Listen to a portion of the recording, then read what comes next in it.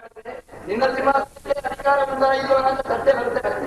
ಆದ್ರಿಂದ ಇನ್ನೊಬ್ರು ಹೇಗೂ ಇರಲಿ, ನಾವು ಹೇಗೆ ಅಂತ ನಮ್ಗೆ ಗೊತ್ತಿಲ್ಲದೆ ಇದ್ದಾಗ ಇನ್ನೊಬ್ಬರ ಮೂಲದ ಬಗ್ಗೆ ನಾವು ಪ್ರಶ್ನೆ ಮಾಡ್ಲಿಕ್ಕೆ ಹೋಗುವುದು ಬೇಡ. ಇದು ನೀನು ಯಾವಾಗ ಪ್ರಾರಂಭ ಮಾಡಿದ್ದು? ಅವರು ಹುಟ್ಟು ಸರಿ ಇಲ್ಲ, ಅವರು ಈ ದೇಶದವರಲ್ಲ, ಎಲ್ಲಿಂದ ನಿಮಗೆ ಪ್ರಾರಂಭ ಆದ್ದು? ಯಾವ ದೇಶದವರಾದ್ರೆ ಅಪ್ಪ ಹಿಂದೂ ಜಾತಿ ಏನು, ಎಲ್ಲಿ ಹುಟ್ಟಿದವ ಆಲೋಚನೆ ಮಾಡು. ನೀನ್ ಎಲ್ಲಿ ಹುಟ್ಟಿದ ನಿನ್ಗೆ ಗೊತ್ತಿಲ್ಲ, ನನಗೆ ಗೊತ್ತು, ಅಜ್ಜನಿಗೆ ಗೊತ್ತು. ಪಾತ್ರೆಯಲ್ಲಿ ಹಾಕಿ ಬೆಳೆಸಿದವ ಪ್ರಣವ ಶಿಶು ನೀನು. ಅಜ್ಜ, ಕೆಲವೊಮ್ಮೆ ಸಂಖ್ಯಾಬಲ ಜಾಸ್ತಿ ಮಾಡ್ಕೊಳ್ಬೇಕಾದ ಕಾಲ ಬರುತ್ತೆ. ನಾವೆಲ್ಲ ಅಲ್ಪಸಂಖ್ಯಾತರಾದ್ರೆ ಈ ಜಗತ್ತಲ್ಲಿ ಬದುಕಲಿಕ್ಕೆ ಆಗುದಿಲ್ಲ ಅಜ್ಜ. ಹಾಗೋಸ್ಕರ 100 ಮಂದಿ ಅಂತ ನಾವೆಲ್ಲರಿಗೂ ಹೇಳ್ತಾ ಇದ್ದೇವೆ, ನೀವು 10 ಹಡಿಯಿರಿ, ಸಂಖ್ಯೆ ಜಾಸ್ತಿ ಮಾಡ್ಕೊಳ್ಳಿ, ಅಲ್ಪಸಂಖ್ಯಾತರಾದ್ರೆ ಬದುಕಲಿಕ್ಕೆ ಆಗುದಿಲ್ಲ ಅಂತ ನಮ್ಮ ಸಿದ್ಧಾಂತವೇ ಇದೆ. ಹಾಗಾಗಿ ಏನ್ ಮಾಡುದು ಅಜ್ಜ? ಹೌದು, ನಿನ್ನ ತಂತ್ರನೇ ಹಾಗೆ ನನಗೆ ಗೊತ್ತು. ಅಲ್ಪ ಸಂಖ್ಯಾತರು ಸೇರಿ ಬಹುಸಂಖ್ಯೆಯನ್ನು ಸೇರಿಸಿಕೊಂಡೇ ನೀನು ಮೆರೆದವ ಅವತ್ತಿನಿಂದ ಇವತ್ತಿನ ತನಕ ಗದ್ದುಗೆ ನನಗೆ ಗೊತ್ತು. ಹೆಸರು ಅಲ್ಪಸಂಖ್ಯಾತರು ಎಷ್ಟು ಜನ ಇದ್ದಾರೆ ನಿನ್ನ ಬೆನ್ನ ಹಿಂದೆ ನೋಡು. ಮತ್ತೆ ಇನ್ನೊಂದು ಕೇಳಿದ್ದೀನಿ ನೀನು ಪ್ರಶ್ನೆ, ಯಾರು ಬರೆಯುವವರು ನೋಡು? ಬರೆಯುವ ಅವತ್ತಿನಿಂದ ಇವತ್ತಿನ ತನಕ ಒಬ್ಬನೇ ಒಬ್ಬ. ಯಾತ ಕಂಸ ಪದಾರ್ಥಾಯ ಭೂಭಾನಾಯ ಚ ಪಾಂಡವಾನಾಂ ಹಿತಾರ್ಥಾಯ ಧರ್ಮ ಸಂಸ್ಥಾಪನಾಯ ಚ. ಮುಂದಿನದ್ದು ಹೇಳುವುದಿಲ್ಲ ನಾನು. ಆದ್ರಿಂದ ಅವನೇ ರಕ್ಷಣೆ ಮಾಡಲಿಕ್ಕೆ ಬಂದವ. ಆ ಆದಿನಾರಾಯಣ ಇದ್ದಾನೆ, ಆ ಆದಿನಾರಾಯಣ ಪಾಂಡವರನ್ನು ರಕ್ಷಣೆ ಮಾಡ್ತಾನೆ. ಆದ್ರಿಂದ ಅದರ ಬಗ್ಗೆ ನೀನು ಚಿಂತೆ ಮಾಡಬೇಡ. ನೋಡು, ಅಜ್ಜ ಹೇಳಿದ ಮಾತಿಗೆ ನೀನು ಹೊಂದಿಕೊಂಡು ಹೋಗು. ಏನು ಮಾಡಬೇಕು? ರಾತ್ರಿ ಕಾಲ ಹೇಗಾದ್ರೂ ಒಪ್ಪಂದ ಮಾಡಿಬಿಡೋಣ.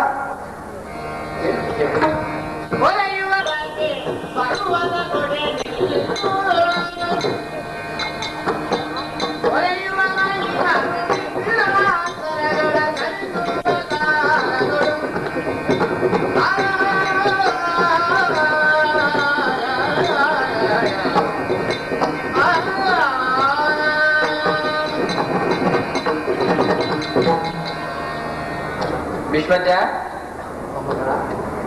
ನೀವು ಹೇಳಿದ ಅರ್ಥ ಆಯ್ತು ನನಗೆ.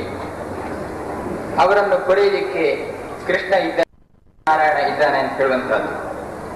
ನೀನು ಯಾವತ್ತೂ ಕೃಷ್ಣನನ್ನು ಬಿಟ್ಟುಕೊಡುವುದಿಲ್ಲ ಅಂತ ನನಗೆ ಗೊತ್ತಿದೆ. ಅವ್ರಿಗೆ ಏನು ಅಪವಾದ ಆದರೂ ಕೂಡ ವಜ್ರ ಕವಚ ಆದರೂ ಮಾಡಿ ನೀನು ರಕ್ಷಣೆ ಮಾಡ್ತೀನಿ ಅಂತ ಹೇಳುವಂತಹದ್ದು ಎಲ್ಲರಿಗೂ ಗೊತ್ತಿರೋ ವಿಚಾರ. ಅದು ನಿನಗೋಸ್ಕರ ಮಾಡಿದ್ದು, ಮೊಮ್ಮಗನಿಗೆ ಇರಲಿಲ್ಲ, ನನಗೆ ಅಲ್ಲ. ಆದರೂ ಒಂದು ಮಾತು ನೀನು ಅರ್ಥ ಮಾಡ್ಕೊಳ್ಬೇಕು.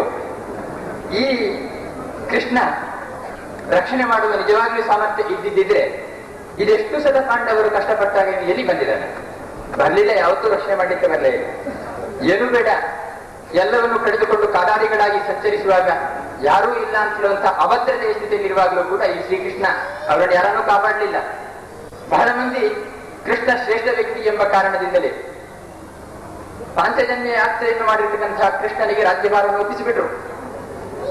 ಏನಾಯ್ತು ಈ ಕೃಷ್ಣನ ಕಾಲದಲ್ಲಿ?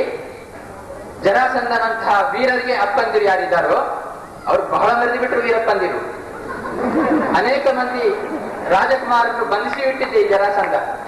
ಇವನು ಏನೋ ತಲೆಗೆ ತಗೊಂಡಿಲ್ಲ, ಅದನ್ನು ಏನೋ ಕಷ್ಟಪಟ್ಟು ರಾಜಕುಮಾರರು ಕೆಲವರು ಹೊರ ಬಂದು ನಾಗಗಳಿಗೆ ಅಧಿಪತಿ ಅನಂತ ಅಂತ ಇನ್ನೊಂದು ಹೆಸರು, ಅಂದ್ರೆ ನಾಗಪ್ಪ ಅಂತ, ನಾಗರಿಗೆಲ್ಲ ಅಪ್ಪ ಅಂತ. ಈ ಕೃಷ್ಣನ ಹೆಸರು ಇಟ್ಕೊಂಡು ಏನೋ ಬದುಕಬಹುದು ಅಂತ ಮನಸ್ಸು ಮಾಡಿದ್ರೆ ಆ ನಾಗಪ್ಪ ಹೋಗೇ ಬಿಟ್ಟ. ಈಗ ಅವನ ಸುದ್ದಿಯ ಪರಿಮಳ ಮಾತ್ರ ಆಗಿಂದ ಗುಮ್ಮಿ ಕಿವಿಗೆ ಬಿಡ್ತಾ ಇದೆ. ಇಂತಹ ಕೃಷ್ಣನ ನಂಬಿ ಏನಾಗಿತ್ತು ಸಾಧ್ಯ? ಉಳ್ಳದ್ದು ನೀನೊಬ್ಬ ಮಾತ್ರ. ಈಗ ನಿಮ್ಗೆ ಯಾವಾಗ ಅಂತ ಗೊತ್ತಿಲ್ಲ. ಇದೀಗ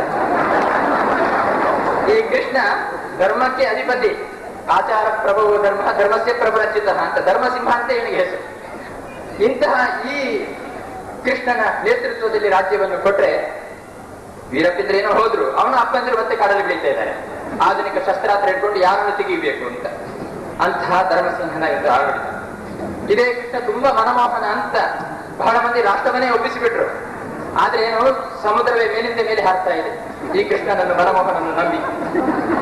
ಒಂದು ಕಾಲ ಇತ್ತು ಏನು ಅಂದ್ರೆ ಕೃಷ್ಣ ನಿಜವಾಗ್ಲೂ ಒಳ್ಳೆಯವರು. ಆದ್ರೆ ಕೆಲವರು ಹೇಳ್ತಾರೆ ಏನೋ ಹೆಂಗಸರ ಮಾತು ಬೇರೆ ಏನಾದ್ರೂ ಕೆಲವು ಅವ್ಯವಸ್ಥೆ ಮಾಡ್ತಾನೆ ಅಂತ. ನನಗೆ ಸರಿ ಗೊತ್ತಿಲ್ಲ ಬಿಡಿ, ನಾನು ಅದನ್ನು ಹೆಚ್ಚು ಹೇಳೋದಿಲ್ಲ. ಈ ಕೃಷ್ಣನೇ ಒಂದು ಸಲ ರಾಮನಾಗಿ ಲಂಕೆಗೆ ಹೋಗ್ಬೇಕು ಅಂತ ಮನಸ್ಸು ಮಾಡಿದ. ಆ ಸಂದರ್ಭದಲ್ಲಿ ಸಮುದ್ರಕ್ಕೆ ಸೇತುವೆ ಕಟ್ಟಬೇಕಾಯ್ತು. ಸಮುದ್ರ ಅಷ್ಟು ಸುಲಭದಲ್ಲಿ ಬಿಟ್ಟಿಲ್ಲ, ಬೇಕಾದಷ್ಟು ಪ್ರಜ್ವಲನೆ ನಮಾಯಿತು. ಈ ರಾಮಸ್ವಾಮಿ ಇರ್ತಾನೆ, ಬಾಣ ಬಿಲ್ಲು ಹಿಡ್ಕೊಂಡು ಸಿದ್ಧನಾದ. ಈ ಸಮುದ್ರ ಕನಿಸಿತು, ಶಾಂತವಾದ ಆಯುಧವಿಲ್ಲದಿರುವಂತಹ ಶುದ್ಧರಾಮನೇ ಆಗ್ಬಹುದು, ಈ ಸಿದ್ಧರಾಮ ಬೇಡ ಇವನು ಸಹವಾಸ ಅಂತ ಸಮುದ್ರ ಬಿಟ್ಕೊಟ್ಬಿಡ್ತೀವಿ ಜಾಗವನ್ನು. ನನಗೆ ರಾಜ್ಯಭಾರವನ್ನು ಈ ಕೃಷ್ಣ ಅವ್ರನ್ನ ಕಾಪಾಡ್ತಾರೆ ಅಂತ ಹೇಳ್ತೀಯಲ್ಲಪ್ಪ ಭೀಷ್ಮಜ್ಜ, ನನ್ಗೇನೋ ನಂಬಿಕೆ ಇಲ್ಲ. ಕಪಟ ನಾಟಕ ಸೂತ್ರಧಾರಿಯಾಗಿರ್ತಕ್ಕಂತಹ ಏನೇನೋ ತಂತ್ರವನ್ನು ಅನುಸರಿರ್ತಕ್ಕಂತಹ ಈ ಕೃಷ್ಣನಿಂದ ಪಾಂಡವರು ಬದುಕುತ್ತಾರೋ ಉಳಿಯುತ್ತಾರೋ ದೇವರೇ ಗತಿ. ಏನೇ ಇರ್ಲಿ, ನನಗೆ ಇದು ಪ್ರಸ್ತುತ ಅಲ್ಲ. ನನ್ನದು ಒಂದೇ ಒಂದು ನಿಶ್ಚಯ ಏನಂದ್ರೆ ಪಾಂಡವರಿಗೆ ರಾಜ್ಯವನ್ನು ನಾನು ಕೊಡೋದಿಲ್ಲ. ಸಂಗ್ರಾಮ ಅನಿವಾರ್ಯ ಮತ್ತು ನಿಶ್ಚಿತ. ಅಂತಹ ಸಂಗ್ರಾಮಕ್ಕೆ ನಾನು ಸಿದ್ಧನಾಗಿದ್ದೇನೆ ಅಜ್ಜ. ಸಂಗ್ರಾಮವೇ ಸಂಗ್ರಾಮ. ಕೆಡುಕ ಯೋಚಿಸಬೇಡ. ಕೆಡುಕ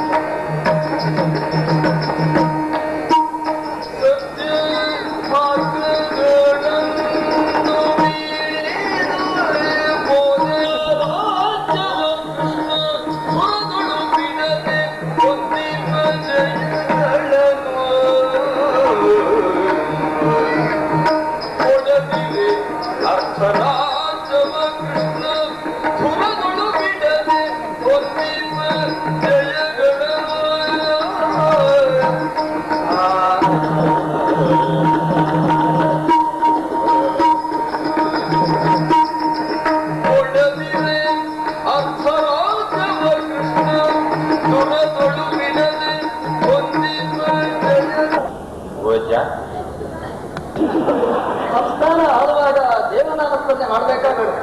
ದೇವರೇ ಇದು ಬಿಟ್ಟು ಇದ್ದವರದ್ದು ಸಿದ್ಧ ಅಜ್ಜ, ನನಗೆ ಎಲ್ಲ ದೇವರ ಹೆಸರೇ ಅಜ್ಜ, ಏನು ಬೇರೆ ಹೆಸರೇ ಹೇಳಲಿಲ್ಲ ನಾನು ಅಜ್ಜ. ಜೀವನದಲ್ಲಿ ಇಷ್ಟೇ ಆಯ್ತಲ್ಲ. ಅವರಾದ್ರೂ ಇವರು ಹೋಗುವುದಲ್ಲಿ ಭಾರೀ ನಿಮಗೆ ಪ್ರವೇಶ, ಸ್ವಲ್ಪ ಅದಕ್ಕೆ ಪ್ರವೇಶ ಕಡಿಮೆ ಮಾಡಿದ್ರೆ ಸ್ವಲ್ಪ ಒಳ್ಳೇದಿತ್ತು. ಕಡಿಮೆ ಮಾಡಿದ್ರೆ ಮನೇಲಿ ಕೊಡ್ಬೇಕಾಗತ್ತೆ ಅಜ್ಜ. ಅವರು ಈ ಕೃಷ್ಣನನ್ನು ಮರೆತು ಬಿಡು ಬಿಟ್ಟ ಕಾರಣ ಇದು. ನಿತ್ಯ ಸಂಸ್ಥಾನ ಆಳ್ಬೇಕಾಗಿದ್ರೆ ರಾಜಕೀಯ ಬೇಡ ಅಂತ ಹೇಳೋದಿಲ್ಲ. ಸ್ವಲ್ಪ ಖರ್ಚಿಗೆ ಸ್ವಲ್ಪ ಬೇಕಾಗುತ್ತೆ, ಆದ್ರೆ ಪೂರ್ತಿ ಅದೇ ನಿನ್ನ ಜೀವಾದ ಆಗುದು ಬೇಡ. ಸ್ವಲ್ಪ ನಾರಾಯಣನನ್ನು ಸ್ಮರಣೆ ಮಾಡು. ಕೆಡುತ್ತಾ ಯೋಚಿಸ ಬೇಡ. ನೋಡು, ನಿಮ್ಗೆ ಯೋಚನೆ ಮಾಡಿ ಮಾಡಿ ಏನಾಗಿದೆ ರಾಜಕೀಯ ಅದು ಮೈದುಂಬಿ. ಪಾಂಡವರು ಕಾಡಿಗೆ ಹೋದ್ರು. ಯಾಕೆ ಹೋದ್ರು ಅಂದ್ರೆ ಕೃಷ್ಣನಿಗೆ ರಕ್ಷಣೆ ಮಾಡ್ಲಿಕ್ಕಾಗದೆ ಕಾಡಿಗೆ ಹೋದ್ರು ಅನ್ನುವಷ್ಟರ ಮಟ್ಟಿಗೆ ನೀನು ನಾಸ್ತಿಕನಾಗಿ ಬಿಟ್ಟಿದ್ದಿ. ರಾಜ್ಯವನ್ನು ಆಳುವವರು ಎಷ್ಟು ಚೆನ್ನಾಗಿರ್ಬೇಕಪ್ಪ. ನನಗೊಂದು ಧೈರ್ಯ ಇತ್ತು ಅಜ್ಜ, ಏನಂದ್ರೆ ಅಜ್ಜನ ನಾಸ್ತಿಕವಾದಕ್ಕೆ ಏನಾದ್ರೂ ಪುರಸ್ಕಾರ ಕೊಟ್ಟರೆ ಅನುಕೂಲ ಅಂತ ನಿಮ್ಮ ಹತ್ರ ಹೇಳಿದೆ ಅಷ್ಟೇ, ಮತ್ತೇನಿಲ್ಲ. ಅದು ನಮ್ಮ ಮುಖ ಹೇಗಿರ್ತದೆ ಕನ್ನಡಿಯೊಳಗೆ ಹಾಗೆ ಕಾಣಿಸ್ತದೋ ಏನೋ ವಿಷಯ ಸ್ವಲ್ಪ. ನೋಡು, ಕೃಷ್ಣ ರಕ್ಷಣೆ ಮಾಡುವುದಿಲ್ಲ ಅಂತ ನೀನು ತೀರ್ಮಾನ ಮಾಡಿದವ ಅಂತ ಹೇಳಿದ್ರೆ, ಅಲ್ಲ ನೀನು ಮುಂದಿನ ದಿವಸ ಗುಡ್ಡಲ್ಲಿ ಹೋಗಿ ಬಂದಿದ್ಯಲ್ವಾ ಕೃಷ್ಣ ಹತ್ರ? ಯಾರು ಹೇಳಿದ್ರು? ಇಲ್ಲ, ಸಂಧಾನಕ್ಕೆ ಗೊತ್ತಲ್ಲ. ಹೋಗಿ ಬಂದಿಯಂತೆ? ಇಲ್ಲ ಇಲ್ಲಪ್ಪ. ಅದು ಯಾಕೆ? ಎಲ್ಲ ಹೇಳಿದ್ರು ದುರ್ಯೋಧನ ಹೋಗಿದ್ದ ಅಂತ. ಈ ನಾಸ್ತಿಕರ ಅನಿಸಿಕೊಂಡವರಿಗೂ ಒಮ್ಮೊಮ್ಮೆ ದೇವರು ಬೇಕಾಗ್ತದೆ. ಗುಡ್ಡಲ್ಲಿ ಪ್ರದಕ್ಷಿಣೆ ನಮಸ್ಕಾರ ಮಾಡಿಕೊಂಡು ಬರ್ತಾರೆ. ಇಲ್ಲಿಂದ ಪ್ರಾರಂಭಗಳು ಕೆಟ್ಟ ಪರಂಪರೆ ಪ್ರಾರಂಭಾದ್ಯೇ ಇಲ್ಲಿಂದ. ಅಲ್ಲಿ ಕೃಷ್ಣನ ಹತ್ರ ಹೋಗಿ ಉಪನತಿ ಮಾಡಿ ಕೃಷ್ಣನನ್ನು ಏನೋ ಸುರಾಯಿಸಿ ಎಲ್ಲ ಪಡಿಬೇಕಾದನ್ನೆಲ್ಲ ಪಡೆದು ಬಂದು ಅಜ್ಜನಿಗೆ ಏನು ಗೊತ್ತಾಗುವುದಿಲ್ಲ. ಹೌದು, ಗೊತ್ತಾಗುವುದಿಲ್ಲ, ಸ್ವಲ್ಪ ಬೋಳ. ಹಾಗೆ ಅಂತ ಪೂರ್ತಿ ಬೋಳ ಅಲ್ಲ, ಸ್ವಲ್ಪ. ಹಾಗಾಗಿ ಈ ಅಜ್ಜನ ಹತ್ರ ಒಂದು ಕೃಷ್ಣ ಏನು ಮಾಡಿದ, ಪಾಂಡವರಿಗೆ ಏನು ಮಾಡ್ತಾನೆ ಹಾಗೆ ಎನಿಸ್ಬೇಡ. ಕೃಷ್ಣ ಮನಸ್ಸು ಮಾಡಿದ್ರೆ ಏನೋ ಮಾಡ್ತಾನೆ. ಪಾಂಡವರು ಕಾಡಿಗೆ ಹೊತ್ತು ನಿನ್ನ ಪರಾಕ್ರಮ ಅಂತ ತಿಳ್ಕೊಳ್ಬೇಡ. ಯಾಕೆ ಹೋದ್ರು ಗೊತ್ತೋ, ಸತ್ಯ ಮಾರ್ಗವನ್ನು ತಿಳಿದು ಹೋಗ್ಬೇಕು ಅಂತ, ಕಾಡಲ್ಲಿ ತಿರುಗಾಡಬೇಕು, ಅಲ್ಲಿರ್ತಕ್ಕಂತಹ ಭಕ್ತರಿಗೆ ದರ್ಶನ ಕೊಡಬೇಕು ಅಂತ, ಅದ್ರ ಜೊತೆಗೆ ಜೀವನವನ್ನು ಕಾಣಬೇಕು ಅಂತ ತೀರ್ಥಯಾತ್ರಾ ನೆಪದಿಂದ ಹೋಗಿದ್ದಾರೆ.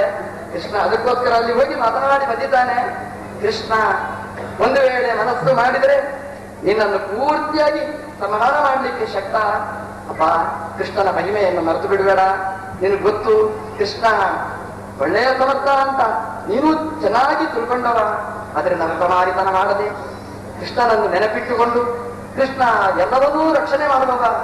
ಅವ ಇಲ್ಲದಿದ್ರೆ ನಮ್ಮ ಪೂರ್ತಿಯಾಗಿರ್ತಕ್ಕಂತಹ ರಾಜ್ಯ ಎಲ್ಲ ಖಾಲಿಯಾಗುತ್ತೆ ಅಂತ ನೀವು ಚಿಂತನೆ ಮಾಡುವುದು. ಆ ದೃಷ್ಟಿಯಲ್ಲಿ ಕಾಮ ಸಂಧಾನ ಅದೇ ಒಳ್ಳೇದು ಅಂತ ನನಗೆ ಅನಿಸುತ್ತೆ. ದುರ್ಯೋಧನ 10 ಬಾರಿ ಯಾಕೆ ಹೇಳ್ತೇನೆ ಅಂತಂದ್ರೆ ಹೇಳ್ತೇನೆ ಅಂತಂದ್ರೆ 10 ಬಾರಿ ಹೇಳಿದ್ದಲ್ಲಿ ಒಂದು ಸಲ ಹೇಳಿದಾದ್ರೂ ನಿನ್ನ ಕಿವಿಯೊಳಗೆ ಪ್ರವೇಶ ಮಾಡಿದ್ರೆ ಅಜ್ಜನಾಗಿದ್ದದ್ದು ಸಾರ್ಥಕ ಅಂತ ನನ್ನ ಚಿಂತನೆ.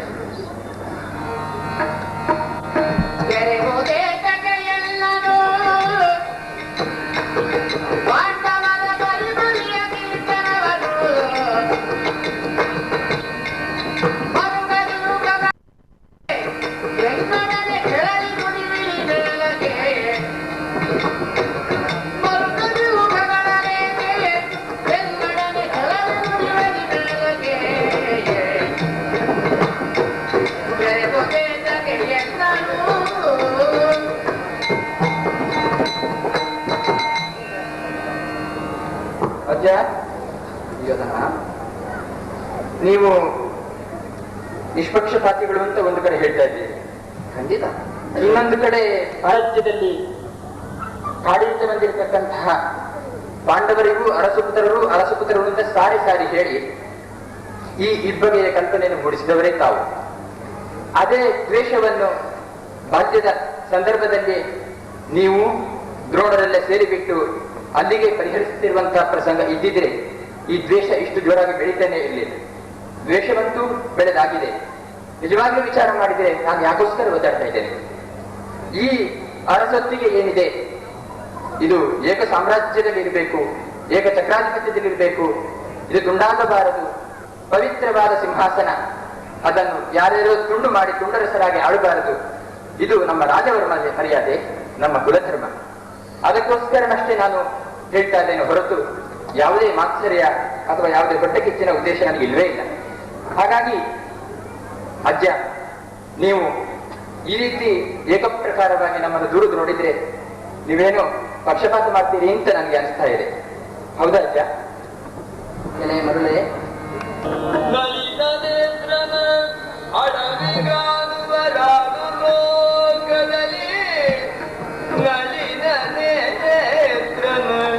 ಅಡವಿಗಾನುವರಾರು ಲೋಕದಲ್ಲಿ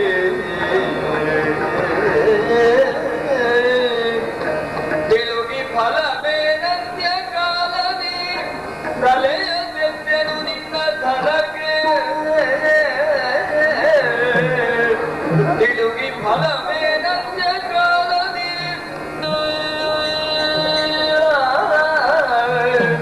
ಅಡುಕದಿರು ಸೇನಾಧಿಪತ್ಯವ ಮಾತೆ ತಾನೆಂದ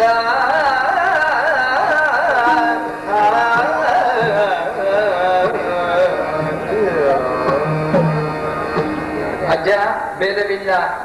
ನಮಗೆ 2 ಕಣ್ಣುಗಳು ಹೇಗೋ 2 ಕಾಲುಗಳು ಮಾತಲ್ಲ. ಆದ್ರೆ ಆ ರಾಜ್ಯವನ್ನು ಬಿಟ್ಟುಕೊಡ್ಬೇಕಾದ ಒಂದು ಕಾಲ ಬಂದಿತ್ತು. ಆ ಸಂದರ್ಭದಲ್ಲಿ ಬಿಟ್ಟುಕೊಟ್ಟದ್ದು ಹೌದು. ಆದ್ರೆ ಪಾಂಡವರಿಗೆ ಆ ರಾಜ್ಯವನ್ನು ಉಳಿಸಿಕೊಳ್ಳುವ ಯೋಗ್ಯತೆ ಇದ್ದೇನು? ಅವರು ಎಷ್ಟು ಸಮಯ ಈ ರಾಜ್ಯವನ್ನು ಉಳಿಸಿಕೊಂಡ್ರು? ಮತ್ತೆ ಜೂಜಿನಲ್ಲಿ ಸೋತು ಅವರು ಅದನ್ನು ಕಳ್ಕೊಂಡಿರಲ್ಲ. ಒಂದು ವೇಳೆ ನಾನೇ ಅವರನ್ನು ಜೂಜಿಗೆ ಕರೆಯದೇ ಇದ್ದು ಇನ್ಯಾರೋ ಒಬ್ಬನು ಜೂಜನ್ನು ಆಡಿಬಿಟ್ಟು ಧರ್ಮರಾಜನ ಶೋಧಿಸಿದ್ರೆ ಹಸ್ತಿನಾವತಿಯೂ ಇಲ್ಲ, ಇಂದ್ರಪ್ರಸ್ಥವೂ ಇಲ್ಲ, ಇಡೀ ಸಾಮ್ರಾಜ್ಯ ಬೇರೆ ಯಾರಿಗೂ ಹೋಗ್ತಾ ಇತ್ತಲ್ಲ. ನಾನು ಅದನ್ನು ತಡೆದು ಕನಿಷ್ಠ ಇದು ಕೌರವರ ಪಕ್ಷದಲ್ಲಿ ಆದರೂ ಇರ್ಲಿ ಅಂತ ಹೇಳುವ ಕಾರಣದಿಂದ ಜೂಜಾಟವಾಡಿ ಅವರನ್ನು ಉಪಸಂಹಾರ ಮಾಡಿ ಈ ರಾಜ್ಯವನ್ನು ಪಡೆದಿದೆ. ಈ ಸಾಮ್ರಾಜ್ಯ ಈಗ ಅಖಂಡವಾದ ಸಾಮ್ರಾಜ್ಯವಾಗಿ ಮೆರೆಯುತ್ತಾ ಇದೆ. ಭಂಡಾರವನ್ನು ತುಂಬಿಸಿ ಇಟ್ಟಿದ್ದೇನೆ, ರಾಜ್ಯವನ್ನು ವರ್ಧಿಸಿದ್ದೇನೆ. ಎಷ್ಟೋ ಸಲ ಭಂಡಾರ ತುಂಬಿಸುವವರು ಒಬ್ಬರು, ಖಾಲಿ ಮಾಡೋರು ಇನ್ನೊಬ್ಬರು ಆಗುವಂತಹ ಸಂದರ್ಭಗಳಿದ್ದಾವೆ. ಹಾಗೆ ಆಗಬಾರ್ದು ಅಜ್ಜ. ನಾವೇ ಕಷ್ಟಪಟ್ಟು ಈ ಸಾಮ್ರಾಜ್ಯವನ್ನು ತುಂಬಿಸಿಬಿಟ್ಟು ಭಂಡಾರವನ್ನು ತುಂಬಿಸಿಬಿಟ್ಟು ಸಮೃದ್ಧವನ್ನಾಗಿಸಿದ್ದೇವೆ. ಇಂತಹ ಸಾಮ್ರಾಜ್ಯವನ್ನು ಇನ್ನು ಯಾರ್ಯಾರಿಗೂ ಕೊಡುವುದು ಸಲ್ಲದು. ಈ ಯಾವ ಸೋಲಿನಿಂದ ಕಳೆದುಕೊಂಡರು ಅವರು ಮತ್ತೆ ಗೆದ್ದು ಈ ಸಾಮ್ರಾಜ್ಯವನ್ನು ಪಡೆದುಕೊಳ್ಳಬೇಕು. ಈ ಮಹಾಭಾರತ ಸಂಗ್ರಾಮ ಎಂಬುದು ಬಲಾಬಲವನ್ನು ಕೂಡಲಿಕ್ಕೆ ಒಂದು ಸಂದರ್ಭ. ಯಾರು ನಿಜವಾಗ್ಲೂ ಸಮರ್ಥರೋ ಅವರು ಈ ಸಾಮ್ರಾಜ್ಯವನ್ನು ಆಳಲಿ, ಯಾರು ಅಸಮರ್ಥರೋ ಅವರು ಸಾಯಲಿ. ನಮಗಂತೂ ಮುಖ್ಯ ಏನು ಅಂದ್ರೆ ಈ ಅಖಂಡವಾದ ಸಾಮ್ರಾಜ್ಯದ ಅಧಿಪತ್ಯಕ್ಕೆ ಒಂದು ಕಡೆ ಕೇಂದ್ರೀಕೃತವಾಗಬೇಕು ಹೊರತು ಇದು ಅಲ್ಲಲ್ಲಿ ಹಂಚಿ ಹರಿದು ಹೋಗಿ ಇದು ಪ್ರಜಾ ಪಾಲನೆಗೆ ಪೂರಕವಾಗದೇ ಇರುವಂತಹ ಸಾಮ್ರಾಜ್ಯ ಆಗಬಾರದು ಎಂಬುದು ಮಾತ್ರ ನಮ್ಮ ಬಯಕೆ ಅಜ್ಜ. ನಿಮಗೆ ನಿಜವಾಗ್ಲೂ ಭೇದವಿಲ್ಲ ಅಂತಾದ್ರೆ ನಮ್ಮ ಸೇನೆಗೆ ನೀವು ಅಧಿಪತಿಯಾಗಿ ಬರಬೇಕು. ನೀವು ಅಂದ್ಕೊಳ್ಬಾರ್ದು ಏನು ಮಾಡ್ತಾನೆ ಈ ಕೌರವ ಅಂತ. ನೀವು ರಾಜಕೀಯದವರನ್ನು ಹೆಚ್ಚು ವಿರುದ್ಧ ಹಚ್ಕೊಳಕ್ಕೆ ಹೋಗಬೇಡಿ ಅಜ್ಜ. ಯಾಕೆಂದ್ರೆ ಒಂದು ವೇಳೆ ಹಾಗೇನಾದ್ರೂ ಮಾಡಿದ್ದೇ ಆದ್ರೆ ನಾವು ಹಿಂದೆ ಮುಂದೆ ನೋಡಿದ್ರೆ, ನೀವು ಅಜ್ಜ ಇರ್ಬೋದು, ನಿಮ್ಮ ಗಡ್ಡ ಹಣ್ಣಾಗಿರ್ಬೋದು, ನೀವು ಸಂತರೇ ಇರ್ಬೋದು, ನಾವು ಸೆರೆಮನೆಗೆ ಕಳಿಸಿದ್ವಿ, ಹಿಂದೆ ಮುಂದೆ ನೋಡೋದಿಲ್ಲ. ಒಂದು ವೇಳೆ ಅಂತ ಪರಿಸ್ಥಿತಿ ಬಂದ್ರೆ ನಿಮ್ಮನ್ನು ರಕ್ಷಣೆ ಮಾಡ್ಲಿಕ್ಕೆ ಶಶಿಕಲನ ಹೊತ್ತ ನಟರಾಜ ಬಂದರೂ ಆಗುವುದಿಲ್ಲ ರೀ, ರುದ್ರ ಬಂದರೂ ಆಗುವುದಿಲ್ಲ, ಮನೋಹನ ಬಂದರೂ ಆಗುವುದಿಲ್ಲ. ಹಾಗಾದ್ರೆ ಅಜ್ಜ ಒಂದೇ ಮಾತು, ನೀವು ಒಳ್ಳೆಯ ಮಾತಿನಿಂದ ಕೊನೆಯ ಸಹಾಯವಾಗಿ ನಿಮ್ಮನ್ನು ಕೇಳ್ತಾ ಇದ್ದೇವೆ. ನೀವು ನಮ್ಮ ಪಕ್ಷಕ್ಕೆ ಬರಬೇಕು. ಕೌರವ ಸೇನೆಯ ಅಖಂಡ ಸೇನೆಗೆ ಅಧಿಪತಿತ್ವವನ್ನು ಒಪ್ಪಿಕೊಂಡು ನೀವು ಮೆರೆಯಬೇಕು. ಎಲ್ಲದಕ್ಕಿಂತಲೂ ಹೆಚ್ಚು ಹಿರಿಯರಾದ 800 ವರ್ಷದ ಸಾಮ್ರಾಜ್ಯದ ಅನುಭವ ಇರತಕ್ಕಂತಹ ನಿಮ್ಮ ಸೇನಾಧಿಪತಿತ್ವ ಎಂಬುದು ನಮ್ಮ ಕೊನೆಯ ಸಹಾಯ. ನೀವು ಇದಕ್ಕೆ ಒಪ್ಪದಿದ್ರೆ ನೀವು ಪಾಂಡವ ಪಕ್ಷಕ್ಕೆ ಹೋಗ್ತೀರಿ ಅಂತಾದ್ರೆ ನಾವೇನು ಮಾತಾಡುವಂತಹದ್ದಿಲ್ಲ, ನಮ್ಮ ಕತೆ ಮುಗಿಯಿತು. ನೀವು ಒಪ್ಕೊಳ್ತಿರೋ ಇಲ್ಲವೋ ಅಂತ ಹೇಳುವಂಥದ್ದು ನಮ್ಮ ಕೊನೆಯ ಮಾತು. ನೀವು ಒಪ್ಕೊಳ್ತೀರಿ ಅಂತ ಹೇಳುವಂತಹ ಆಶಯದಿಂದ ನಾವು ಕೊನೆಯ ಸಹಾಯವನ್ನು ನಿಮ್ಮ ಮುಂದೆ ಇಟ್ಟಿದ್ದೇವೆ. ಏನು ಹೇಳ್ತಿರುತ್ತೆ ಅದಕ್ಕೆ? ಹೇಳುವಷ್ಟು ಹೇಳಿದ್ದೇನೆ, ಅರ್ಥ ಆಗುವವರಿಗೆ ಅರ್ಥ ಆಗತ್ತೆ. ನಿದ್ರೆ ಬಂದಿದ್ರೆ ಎಬ್ಬಿಸುವುದು, ನಿದ್ರೆ ಬಂದ ಅಭಿನಯ ಮಾಡಿದ್ರೆ ಎಬ್ಬಿಸುವುದು ಬಹಳ ಕಷ್ಟ. ಇಲ್ಲಿ ಬರುವಾಗಲೇ ತೀರ್ಮಾನ ಮಾಡಿಕೊಂಡು ಬಂದಿದ್ದ. ನನ್ನ ಚಿಂತೆ ಮತ್ತೇನು ಅಲ್ಲ, ನನಗೆ ಪಾಂಡವನಾದರೇನು ಅಲ್ಲ, ಈ ದುರ್ಯೋಧನ ಆದರೇನು, ಇಬ್ರು ಮೊಮ್ಮಕ್ಕಳು. ನನ್ನ ಜವಾಬ್ದಾರಿ ಏನು ಅಂತಂದ್ರೆ ಕುರುವಂಶದ ಸಿಂಹಾಸನವನ್ನು ರಕ್ಷಣೆ ಮಾಡುವುದು ಮಾತ್ರ ನನ್ನ ಜವಾಬ್ದಾರಿ. ಅದಕ್ಕೋಸ್ಕರ ನಾನು ಪ್ರಯತ್ನ ಪಡುವುದು. ದುರ್ಯೋಧನ ಆಗಲಿ ಅಥವಾ ಪಾಂಡವರಾಗಲಿ ಎರಡೂ ನನಗೆ ಸಮಾನರಾದವರು. ಆದ್ರೆ ಈ ಮರುಳನಿಗೆ ಎಲ್ಲಿ ಅರ್ಥ ಆಗ್ಬೇಕು? ದುರ್ಯೋಧನ ನನಗೇನು ಚಿಂತೆ ಗೊತ್ತೋ, ಯುದ್ಧ ಆದ್ರೆ ಎಲ್ಲ ಸತ್ತು ಹೋಗ್ತೀನಿ, ಎಲ್ಲರೂ ಅಂಗಹೀನರಾಗಿ ಬಿಡ್ತೀನಿ, ಎಲ್ಲ ಹೆಣ್ಮಕ್ಕಳು ಸಫಲಿಗಳಾಗಿ ಬಿಡ್ತಾರೆ. ಮುಂದಿನ ಚಿಂತೆ ನನಗಿದೆ, ಅದೇ ಒಳಗಿನಿಂದ ವೇದನೆ. ಇಲ್ಲಿವರೆಗೆ ರಕ್ಷಣೆ ಮಾಡಿದಂತ ಈ ಕುರುವಂಶ, ಕುರುಕ್ಷೇತ್ರದ ಕುರುವಂಶದ ಗದ್ದುಗೆ ಅದು ಪುಡಿ ಪುಡಿ ಆಗುತ್ತೆ, ಅದರ ಮಾನ ಮರ್ಯಾದೆ ರುಚಿ ನೂರಾಗುತ್ತೆ ಅನ್ನುವ ಚಿಂತೆ ಈ ಅಜ್ಜನಿಗೆ, ಭೀಷ್ಮನಿಗೆ ಒಳಗಿಂದ ಒಳಗೆ ಹೊರಗ್ತಾ ಇದೆ. ಹಾಗಾಗಿ ಹೇಳುವಷ್ಟು ನಿನಗೆ ಹೇಳಿದ್ದೇನೆ, ನಿನ್ನ ಮರಳು ಬುದ್ಧಿಗೆ ಅರ್ಥ ಆಗುವುದಿಲ್ಲ ಅಂತ ಹೇಳಿ ಒಂದು ಕಾರಣ ಇಲ್ಲ ಅಂತಲ್ಲ. ಏನಾಗಿದೆ ಅಂದ್ರೆ ಸಹವಾಸ ದೋಷ. ಕೆಲವರು ಒಳ್ಳೆಯವರು ಇರ್ತಾರೆ, ಆಚೆ ಈಚೆ ಕಿರುವುದು 1000 ಜನ ಇರ್ತಾರೆ. ನಮ್ಮ ದುರ್ಯೋಧನನಿಗೆ ಹಾಗೆ ನಾನು ಹೇಳಿದ ಪ್ರಭಾವ ಆಗುವುದಿಲ್ಲ. ಯಾಕೆ ಅಂತಂದ್ರೆ ಅವನ ಪಕ್ಕದಲ್ಲಿ ಒಬ್ಬ ಇದ್ದಾನೆ, ಕಿರಿಯೋದಕ್ಕೋಸ್ಕರನೇ ಇರುವವ, ಯಾವಾಗಲೂ ಹಾರಾಡುವವ, ನಾನಿದ್ದೇನೆ ಅಂತ ಹೇಳ್ತಾನೆ. ಯಾರಾದ್ರೂ ಹೊಡಿಲಿಕ್ಕೆ ಬಂದ್ರೆ ತಪ್ಪಿಸಿಕೊಳ್ತಾನೆ. ಆ ಕರ್ಣ, ಅದು ಕರ್ಣ ಸರಿ ಇಲ್ಲ, ಅದು ಮತ್ತೆಲ್ಲ ಸರಿ ದುರ್ಯೋಧನನಿಗೆ. ಆ ಕರ್ಣವನ್ನು ಸರಿ ಇದ್ದಿದ್ರೆ ಇದೆಲ್ಲ ಸರಿಯಾಗಿ ಬಿಡ್ತಿತ್ತು. ನನ್ನ ಉಪದೇಶ, ನನ್ನ ಯಾವುದೇ ರೀತಿಯಾದ ಪರಿಣಾಮಕಾರಿಯಾದ ಮಾತು ಅರ್ಥ ಆಗುವುದಿಲ್ಲ. ಆ ಸ್ವಾಮಿಯಾದ ಶ್ರೀಕೃಷ್ಣ, ಅವನ ಮಹಿಮೆಯವನಿಗೆ ಏನು ಗೊತ್ತು? ನಾವು ಅಲ್ಲಿಂದ ಇಲ್ಲಿವರೆಗೆ ನಾನು ನೋಡಿಕೊಂಡು ಬಂದಲ್ಲ, ಅದನ್ನು ಬಿಡಿಸಿ ಬಿಡಿಸಿ ಹೇಳಿದೆ. ಗೊತ್ತಿಲ್ಲ ಅಂತಲ್ಲ ಇವನಿಗೆ, ಕಟ್ಟಿ ಹಾಕಲಿಕ್ಕೆ ಪ್ರಯತ್ನ ಪಟ್ಟ. ಆಯ್ತಾ ನಿನಗೆ ದುರ್ಯೋಧನ, ನೀನು ಸೋತದ್ದು ಹೌದು, ನೀನು ಗೊತ್ತು ಕಟ್ಟಿ ಹಾಕ್ಲಿಕ್ಕೆ ಆಗುವುದಿಲ್ಲ ಅಂತ. ಪಾಂಡವರು ಕಟ್ಟಿದರು ಭಕ್ತಿಯಿಂದ, ಇನ್ನಾದ್ರೂ ನೀನು ಆಲೋಚನೆ ಮಾಡು. ಆದ್ರೆ ಅರ್ಥ ಆಗುವುದಿಲ್ಲ.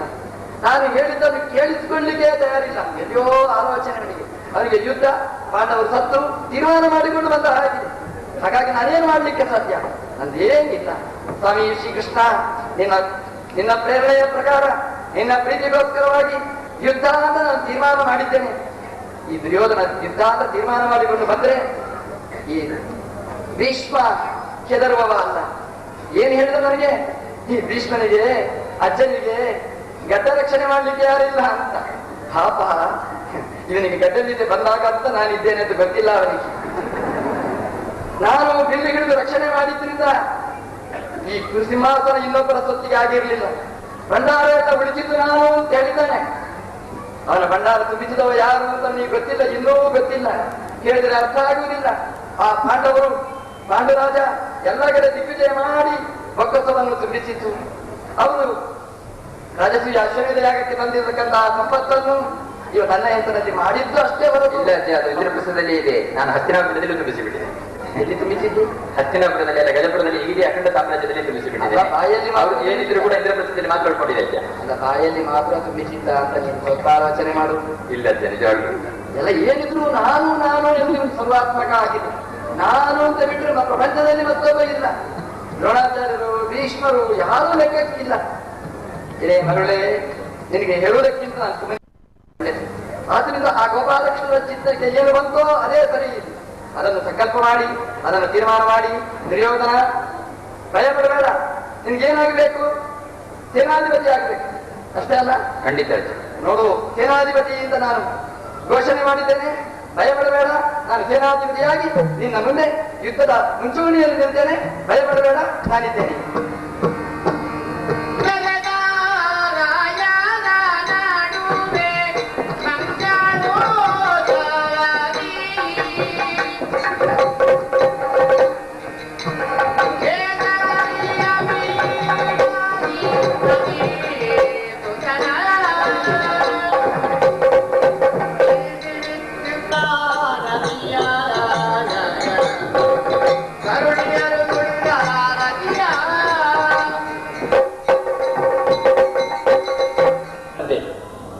ಎಲ್ಲ ಸಮಂತ ರಾಜರ ಮುಂದೆ, ಎಲ್ಲ ಧೀರಾಧಿಧೀರರ ಮುಂದೆ ನಿಮಗೆ ನಾನು ಸೇನಾಧಿಪತಿತ್ವವನ್ನು ಕೊಡ್ತಾ ಇದ್ದೇನೆ ಅಜ್ಜ.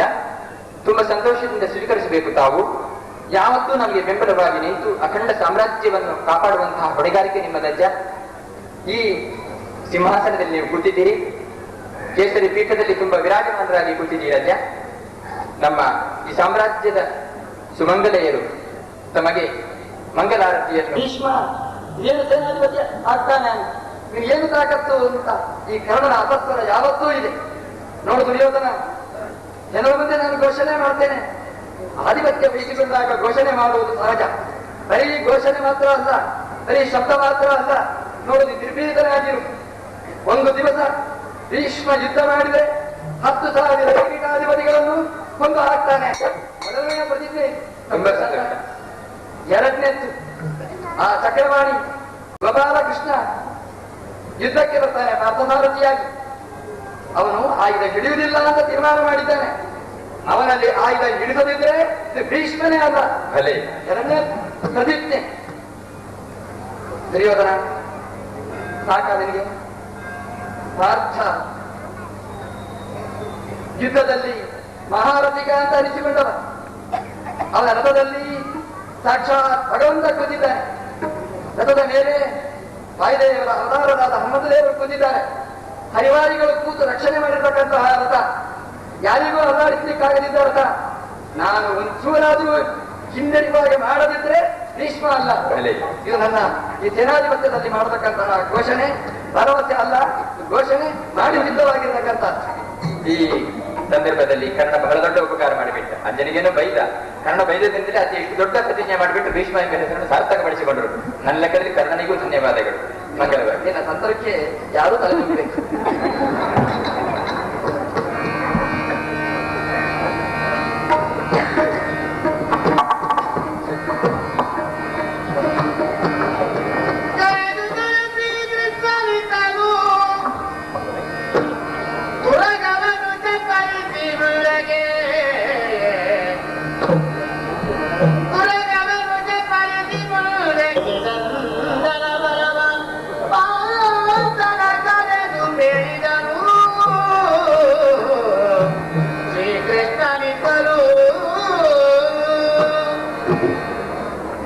ಉದ್ದೇಶ ದುಷ್ಟರ ನಿಗ್ರಹ, ಭಕ್ತರ ಪರಿಪಾಲನೆ. ಈ ಕಾರ್ಯ ಮಾಡಲು ನನಗೇನು ಕಷ್ಟವಿಲ್ಲ. ದುಷ್ಟರನ್ನು ಅವರಿಗೆ ಎಷ್ಟೇ ಶಕ್ತಿ ಇರಲಿ, ಯಾವುದೇ ವರಬಲವಿರಲಿ, ಅವರನ್ನೆಲ್ಲ ನಿಗ್ರಹ ಮಾಡಿ ನನ್ನ ವಿರಾಟ್ ಶಕ್ತಿಯನ್ನು ಅನೇಕ ಬಾರಿ ತೋರಿದ್ದೇನೆ. ಆದರೆ ಈಗ ಬಂದಿರುವ ಸಮಸ್ಯೆ ನನಗೆ ಬಹಳ ಕ್ಲಿಷ್ಟವಾದದ್ದು. ಬರೀ ದುಷ್ಟರ ನಿಗ್ರಹ ಇಷ್ಟೇ ಆದರೆ ನಾನೇನು ಚಿಂತಿಸಬೇಕಾಗಿಲ್ಲ. ಈ ಶಿಷ್ಟರು, ಸಜ್ಜನರು ನಮ್ಮ ವಿರುದ್ಧವಾಗಿ ಹೋರಾಟಕ್ಕೆ ಬಂದಾಗ ಅವರ ಜೊತೆಗೆ ಹೇಗೆ ವ್ಯವಹರಿಸುವುದೇ ಎಂಬುದು ನನ್ನ ಸಮಸ್ಯೆ. ಒಂದು ಕಡೆ ನನ್ನ ಭಕ್ತ ಅರ್ಜುನ, ಅವನಿಗೆ ಸಾರಥಿಯಾಗಿ ಬಂದಿದ್ದೇನೆ, ಅವನ ರಕ್ಷಣೆಯ ಪಡ ನಾನು ಹೊತ್ತಿದ್ದೇನೆ. ಆದರೆ ಅವನಿಗೆ ಎದುರಾಳಿಯಾಗಿ ಬಂದವನು ಅವನು ನನ್ನ ಭಕ್ತ. ಈ ಭಕ್ತರ ಇಬ್ಬರ ಜಗಳದಲ್ಲಿ ನಾನು ಯಾವ ಪಾತ್ರ ನಿರ್ವಹಿಸಬೇಕು, ಯಾರ ರಕ್ಷಣೆ ಮಾಡಬೇಕು, ಇದೇ ನನ್ನ ಸಮಸ್ಯೆಯಾಗಿದೆ. ದುಷ್ಟರು ಎದುರಿಗೆ ಬಂದರೆ ಒಂದೇ ಕ್ಷಣದಲ್ಲಿ ಅವರ ನಿಗ್ರಹ ಮಾಡಬಲ್ಲೆರು. ಸಜ್ಜನರು, ಭಕ್ತರ ಜೊತೆಗೆ ಜಗಳಕ್ಕೆ ಬಂದಾಗ ಇದೇ ಕೃಷ್ಣನಿಗೆ ದೊಡ್ಡ ಸಮಸ್ಯೆ. ನೋಡುವ, ಇಲ್ಲಿಯೂ ಕೂಡ ನಾನು ಒಂದು ಮಾರ್ಗ ಹುಡುಕಿ ಯಾವ ದಾರಿಯಲ್ಲಿ ಸಾಗಬೇಕೆಂಬುದನ್ನು ನಿರ್ಧರಿಸಬೇಕಾಗಿದೆ. ಆ ದಾರಿಯಲ್ಲಿ ಸಾಗ್ತೇನೆ. ಈಗ ಈ ಕ್ಷೇತ್ರದಲ್ಲಿ, ಈ ಧರ್ಮ ಕ್ಷೇತ್ರದಲ್ಲಿ ಅರ್ಜುನ, ನಿನಗೆ ದೊಡ್ಡ ಜವಾಬ್ದಾರಿ ಪ್ರಾಪ್ತವಾಗಿದೆ. 13 ವರ್ಷಗಳಿಂದ ಯಾವ ಕರ್ತವ್ಯಕ್ಕಾಗಿ ನೀನು ನಿರೀಕ್ಷೆ ಮಾಡ್ತಾ ಇದ್ದಿ, ಅಂತಹ ದುಷ್ಟ ನಿಗ್ರಹದ, ಲೋಕ ರಕ್ಷಣೆಯ ದೊಡ್ಡ ಕಾರ್ಯ, ಧರ್ಮ ರಕ್ಷಣೆಯ ಕಾರ್ಯ, ಅದಕ್ಕಾಗಿ ಹೋರಾಟ ಮಾಡುವ ಸಂದರ್ಭ ನಿನಗೆ ಬಂದಿದೆ. ನಾನು ಸಾರಥಿಯಾಗಿ ನಿನ್ನ ಸಹಾಯಕ್ಕೆ ನಿಂತಿದ್ದೇನೆ. ನೋಡು, ದೊಡ್ಡ ಸೈನ್ಯ.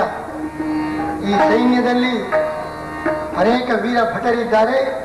ಇಷ್ಟೇ ಅಲ್ಲ, ನಿನ್ನನ್ನು ಸಾಕಿ ಸಲಹಿದ ಮುತ್ತಜ್ಜ ಅಜ್ಜ ಭೀಷ್ಮಾಚಾರ್ಯರಿದ್ದಾರೆ. ನಿನಗೆ ಶಸ್ತ್ರವಿದ್ಯೆಯನ್ನು ಕಲಿಸಿಕೊಟ್ಟ ದ್ರೋಣರಿದ್ದಾರೆ, ಕೃಪಾಚಾರ್ಯರಿದ್ದಾರೆ. ಅವರ ಜೊತೆಗೆ ಹೋರಾಟ ಮಾಡಬೇಕು. ಅವರಲ್ಲಿ ನೀನು ಕೈ ಚಳಕ ತೋರಿಸಬೇಕಾಗಿದೆ. ಅಂಥ ಒಂದು ವಿಶಿಷ್ಟವಾದ ಸಂದರ್ಭ ಅದು ಬಂದಿದೆ. ನೀನು ಹೋರಾಟ ಮಾಡಿ ನಿನ್ನ ಬಂಧು ಬಾಂಧವರ ಜೊತೆಗೆ, ನಿನ್ನ ಅಜ್ಜ ಗುರುಗಳ ಜೊತೆಗೆ ಹೋರಾಟ ಮಾಡಿ ಅವರಲ್ಲಿ ನಿನ್ನ ಕೈ ಚಳಕ ತೋರಿಸಿ, ನಾವು ಕಲಿಸಿಕೊಟ್ಟ ವಿದ್ಯೆ ಅದು ಸಾರ್ಥಕವಾಗಿದೆ ಎಂಬುದಾಗಿ ಅವರೆಲ್ಲರೂ ಕೂಡ ಅಚ್ಚರಿಪಡಿಸುವ ರೀತಿಯಲ್ಲಿ ಈ ಧರ್ಮ ಕ್ಷೇತ್ರದಲ್ಲಿ ನಿನ್ನ ಶೌರ್ಯವನ್ನು ಈಗ ನೀನು ತೋರಿಸಬೇಕಾಗಿದೆ. ಕೃಷ್ಣ, ವಿಜಯಧ್ವಜ ಪೀಠದವನು ನೀನು. ಯಾವ ಯಾವ ಕಾರ್ಯಪೀಠದಲ್ಲಿ ಕುತ್ಕೊಳ್ತಿ ಅಲ್ಲೆಲ್ಲ ವಿಜಯ ಧ್ವಜವನ್ನು ಹಾರಿಸ್ತಿ. ಈಗ ಅರ್ಜುನ ನನ್ನ ರಥದ ಧ್ವಜದಲ್ಲಿ ಪೀಠದಲ್ಲಿ ಕೂತ್ಕೊಂಡ್ಬಿಟ್ಟು ಅರ್ಜುನನಿಂದಲೂ ಕೂಡ ವಿಜಯ ಧ್ವಜ ಹಾರಿಸಿ ನಿನ್ನ ಪೀಠಕ್ಕೆ ತಕ್ಕಂತೆ ಕಾರ್ಯ ಮಾಡಬೇಕು ಅಂತ ನಿನ್ನ ಅಭಿಲಾಷೆ ಕೃಷ್ಣ. ಆದರೆ ನನಗೆ ಯುದ್ಧದಲ್ಲಿ ಇಚ್ಛೆ ಇಲ್ಲ. ನೀನೇ ತಿಳಿಸಿದಂತೆ ಕುಲಪಿತಾಮಹರಾಗಿರ್ತಕ್ಕಂತಹ ಭೀಷ್ಮರಿದ್ದಾರೆ, ನನ್ನನ್ನು ಸಾಕಿ ಸಲಹಿದವರು, ವಿದ್ಯೆ ಕೊಟ್ಟಂತಹ ದ್ರೋಣರಿದ್ದಾರೆ, ನನ್ನ ಬಂಧು ಬಳಗದವರೆಲ್ಲ ಇದ್ದಾರೆ. ನಾನು ಶತ್ರುಗಳ ವಿರುದ್ಧ ಯುದ್ಧ ಆದರೆ ಸರಿ. ಇದು ನೀನೇ ತಿಳಿಸಿದಂತೆ ದೊಡ್ಡ ಗುರುಗಳ ವಿರುದ್ಧ, ಕುಲಪಿತಾಮಹರ ವಿರುದ್ಧ, ಬಂಧು ಜನರ ವಿರುದ್ಧ ಯುದ್ಧ ಮಾಡುವಂತಹ ಅಭೂತಪೂರ್ವವಾಗಿರ್ತಕ್ಕಂತಹ ಒಂದು ವಿಷಮ ಸ್ಥಿತಿಯನ್ನು ನಾನು ಎದುರಿಸ್ತಾ ಇದ್ದೇನೆ. ನೀನು ಜಗದ್ಗುರು, ಸರಿಯಾದ ಉಪದೇಶ ಮಾಡಬೇಕು. ಈಗ ನೀನು ನನಗೆ ಬಂದಿರ್ತಕ್ಕಂತಹ ಸಮಸ್ಯೆ, ಇದನ್ನು ನಾನು ಎದುರಿಸಲಿಕ್ಕೆ ಸಾಧ್ಯವಾಗ್ತಾ ಇಲ್ಲ. ಯಾಕೆ? ಬಂಧುಗಳು ಇದ್ದಾರೆ, ಬಂಧುಗಳು ಗೆಲ್ಲಿಕ್ಕೆ ಸಾಧ್ಯ ಇಲ್ಲ. ಶಾಸ್ತ್ರ ಹೇಳ್ತಾ ಇದೆ, ವಿತ್ತಂ ಬಂಧು ವಯಕರ್ಮ ವಿದ್ಯಾ ಚೈವತು ಪಂಚಮಿ ಏತಾನಿ ಮಾನ್ಯಸ್ಥಾನಾನಿ ಗರಿಯೋ ಶುತ್ತರೋತ್ತರ. ನನ್ನ ಬಂಧು ಜನರು ಸೇರಿದ್ದಾರೆ. ಅದರಲ್ಲಿ ಆ ಬಂಧುಗಳಾಗಿರ್ತಕ್ಕಂಥವರನ್ನ ಮಾನ್ಯ ಮಾಡಬೇಕು. ಅವರ ಪೂಜಾ ಸ್ಥಾನ, ಅವರನ್ನು ಹತ್ಯಾಸ್ಥಾನದಲ್ಲಿ ನಿಲ್ಲಿಸಿ ಹೇಗೆ ಕೊಲ್ಲಲಿ. ಇನ್ನು ಭೀಷ್ಮಾಚಾರ್ಯ ನಮಗೆ ಬಂಧುಗಳು ಮಾತ್ರ ಅಲ್ಲ, ವಯೋಜ್ಯೇಷ್ಠರಾಗಿದ್ದಾರೆ. ವಿತ್ತಂ ಬಂಧು ವಯ, 3ನೇ ಸ್ಥಾನ. ವಯಸ್ಸಿನಲ್ಲಿ ಯಾರು ಜ್ಯೇಷ್ಠರಾಗ್ತಾರೆ ಅವರಿಗೆ ಗೌರವ ಕೊಡಬೇಕಂತ ಶಾಸ್ತ್ರ ಹೇಳ್ತಾ ಇದೆ. ಅಂತ ವಯೋಜ್ಯೇಷ್ಠರಾಗಿರ್ತಕ್ಕಂತಹ ಭೀಷ್ಮರು ಪೂಜಾ ಸ್ಥಾನಗಳನ್ನ ಹತ್ಯಾಸ್ಥಾನದಲ್ಲಿ ಕೊಡ್ಲಿಕ್ಕೆ ಹೇಗೆ ಸಾಧ್ಯ ಕೃಷ್ಣ? ಅಷ್ಟೇ ಅಲ್ಲ, ಇನ್ನು 3ನೇವರು ಯಾರು? ದ್ರೋಣಾಚಾರ್ಯರು, ವಿದ್ಯೆಯನ್ನು ಕೊಟ್ಟವರು, ವಿದ್ಯಾಸ್ಥಾನಿದ್ದಾರೆ, ವಿದ್ಯಾಮಾನ್ಯರಾಗಿದ್ದಾರೆ. ಅವರನ್ನ ಹತ್ಯಾಸ್ಥಾನದಲ್ಲಿ ನಿಲ್ಲಿಸಿ ಕೊಲ್ಲಿಕ್ಕೆ ಸಾಧ್ಯ. ಅಷ್ಟೇ ಅಲ್ಲೇನೆ ಶಾಸ್ತ್ರ ಏನು ಹೇಳ್ತಾ ಇದೆ? ಗುರುಂ ಹುಂಕೃತ್ಯ ತ್ವಂಕೃತ್ಯ ವಿಪ್ರಂ ನಿರ್ದಿತ್ಯವಾದತಃ ಸ್ಮಶಾನೇ ಜಾಯತೆ ವೃಕ್ಷ ಕಂಕ ಗ್ರದ್ಧೋಪಸೇವಿತ. ಗುರುಗಳನ್ನ ಹುಂಕಾರ ಮಾಡಿ, ಸಂಕಾರ ಮಾಡಿ, ಅವರನ್ನು ತಿರಸ್ಕಾರ ಮಾಡಿದ್ರೆ, ಒಬ್ಬ ಬ್ರಾಹ್ಮಣನನ್ನು ವಾದದಲ್ಲಿ ಸೋಲಿಸಿ ಅವರಿಗೆ ಅಪಮಾನ ಮಾಡಿದರೆ, ಅವನು ಸ್ಮಶಾನದಲ್ಲಿ ವೃಕ್ಷವಾಗಿ ಮರಾಗಿ ಹುಟ್ಟಿ ಒದ್ದಾಡಬೇಕಾಗ್ತದೆ ಅಂತ ಶಾಸ್ತ್ರ ಹೇಳ್ತಾ ಇದೆ. ಗುರುಗಳ ಒಬ್ಬ ಬ್ರಾಹ್ಮಣನ ವಾದದಲ್ಲಿ ಸೋಲಿಸಿದ್ರೇನೆ, ಅಪಮಾನ ಮಾಡಿದ್ರೇನೆ, ಅವನಿಗೆ ಹಿಂಸೆ ಕೊಟ್ರೇನೆ ಬಹಳ ದೊಡ್ಡ ಅಧರ್ಮ, ಪಾಪ ಇದೆ. ನಾವಂತಹ ಗುರುಗಳನ್ನ, ನನಗೆ ವಿದ್ಯೆ ಕೊಟ್ಟಿರ್ತಕ್ಕಂತಹ ದ್ರೋಣಾಚಾರ್ಯರನ್ನ ಹೇಗೆ ಕೊಲ್ಲಿಕ್ಕೆ ಸಾಧ್ಯ? ವಾದದಿಂದ ಹಿಂಸೆ ಮಾಡಿದ್ರು ಕೂಡ ಅದನ್ನು ಅನರ್ಥ. ಶಸ್ತ್ರದಿಂದ ಹೇಗೆ ಹಿಂಸೆ ಮಾಡಲಿ?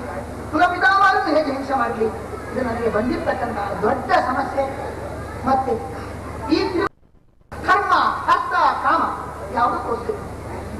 ಬಂಧುಗಳ ಜೊತೆಗೆ ಹಂಚಿಕೊಂಡು ಸುಖ ಪಡಲಿಕ್ಕೋಸ್ಕರ.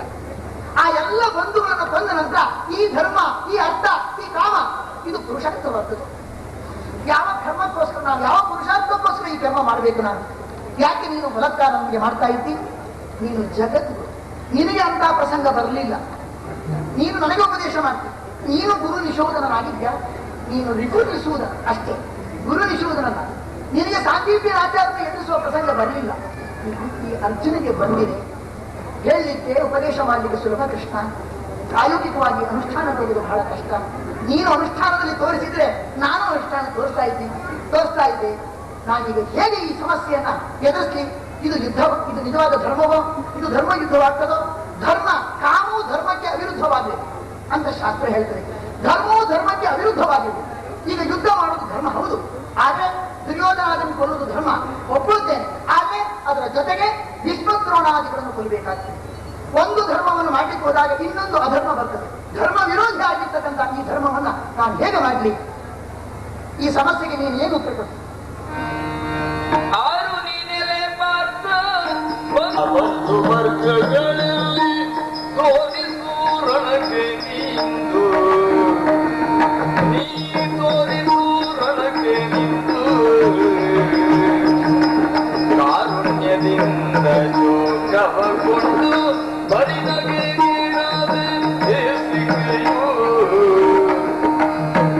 ಕಾರುಣ್ಯದಿಂದ ಶೋಕವಗೊಂಡು ಬರಿದಗೆ ಗೀಡಾದೆ ಹೇಸಿಕೆಯು.